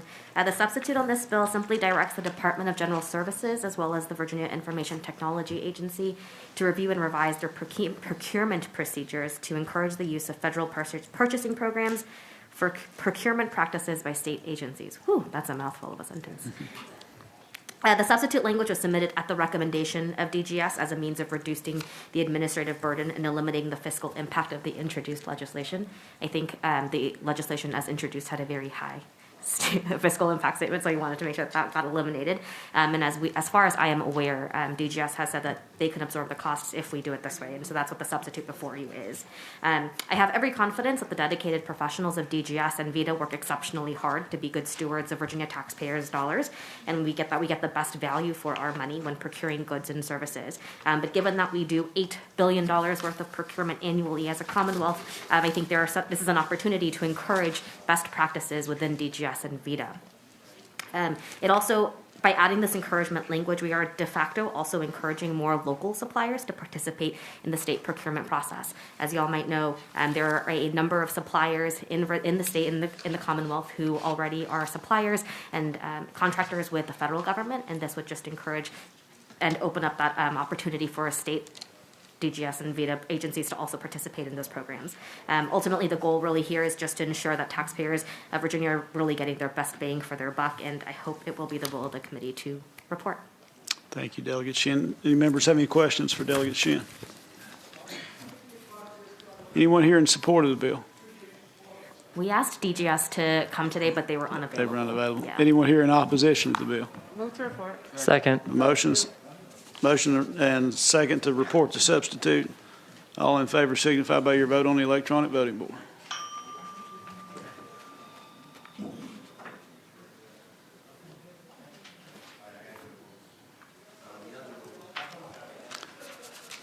Bill would report by a 7-1 margin. Thank you, Delegate Shin. Thank you, Chairman. Thank you, members. And finally, last but not least, Delegate Lopez. Be brief. And I intentionally took you last, Delegate Lopez. We're hungry. Because I want no witnesses to the act I'm about to take. Oh, my goodness gracious. You gotta be brief. I'll tell you that. Thank you, Mr. Chairman, members of the committee. I won't go through the entire piece of the bill again, but I do appreciate the advice and the guidance and the input from members of the committee about the content of the bill. To answer questions, we did have, as I showed you today, one request from the Department of Small Business and Applied Adversity to change a few lines that address a term of art used by the SBA, and that was provided, and I hope that we can move those amendments. So moved, Mr. Chair. Motion is second to adopt the amendments as published. All in favor? Aye. Opposed? Thank you, Mr. Chairman. By way of background, this bill would simply remove, as a reminder, the terminology regarding illegal alien and apply some other form of terminology that is less offensive to a large segment of the documented and undocumented population of the Commonwealth of Virginia. I'd be happy to answer any questions, but since I presented it already, happy to take any questions you might have. Delegate Lopez, fair to say that legal resident alien is an antiquated term that may only be contained within the federal tax code, as I could find. A couple places, yes. Actually, as I said with Delegate Coiner, we did make exemptions for the places in the federal code where they use the term, and we can't. Any members have any questions for Delegate Lopez? Mr. Chairman. Delegate Torrey. I know we probably have someone in the waiting room to speak on the behalf of this bill, yes. but I think that the patron has satisfied the concerns of the committee members, and I just want to give to him and to the gentleman that's in the waiting room, if you guys just let us go ahead and vote, I think you'll be pleased. Move to report as amended, Mr. Chair. A motion to report as amended. Signify your vote on the electronic voting board.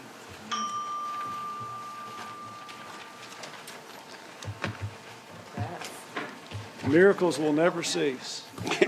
I saw Nick Freitas get a bill out. So there you go. Your bill will pass by a 7-0 margin. Thank you, Delegate Lopez.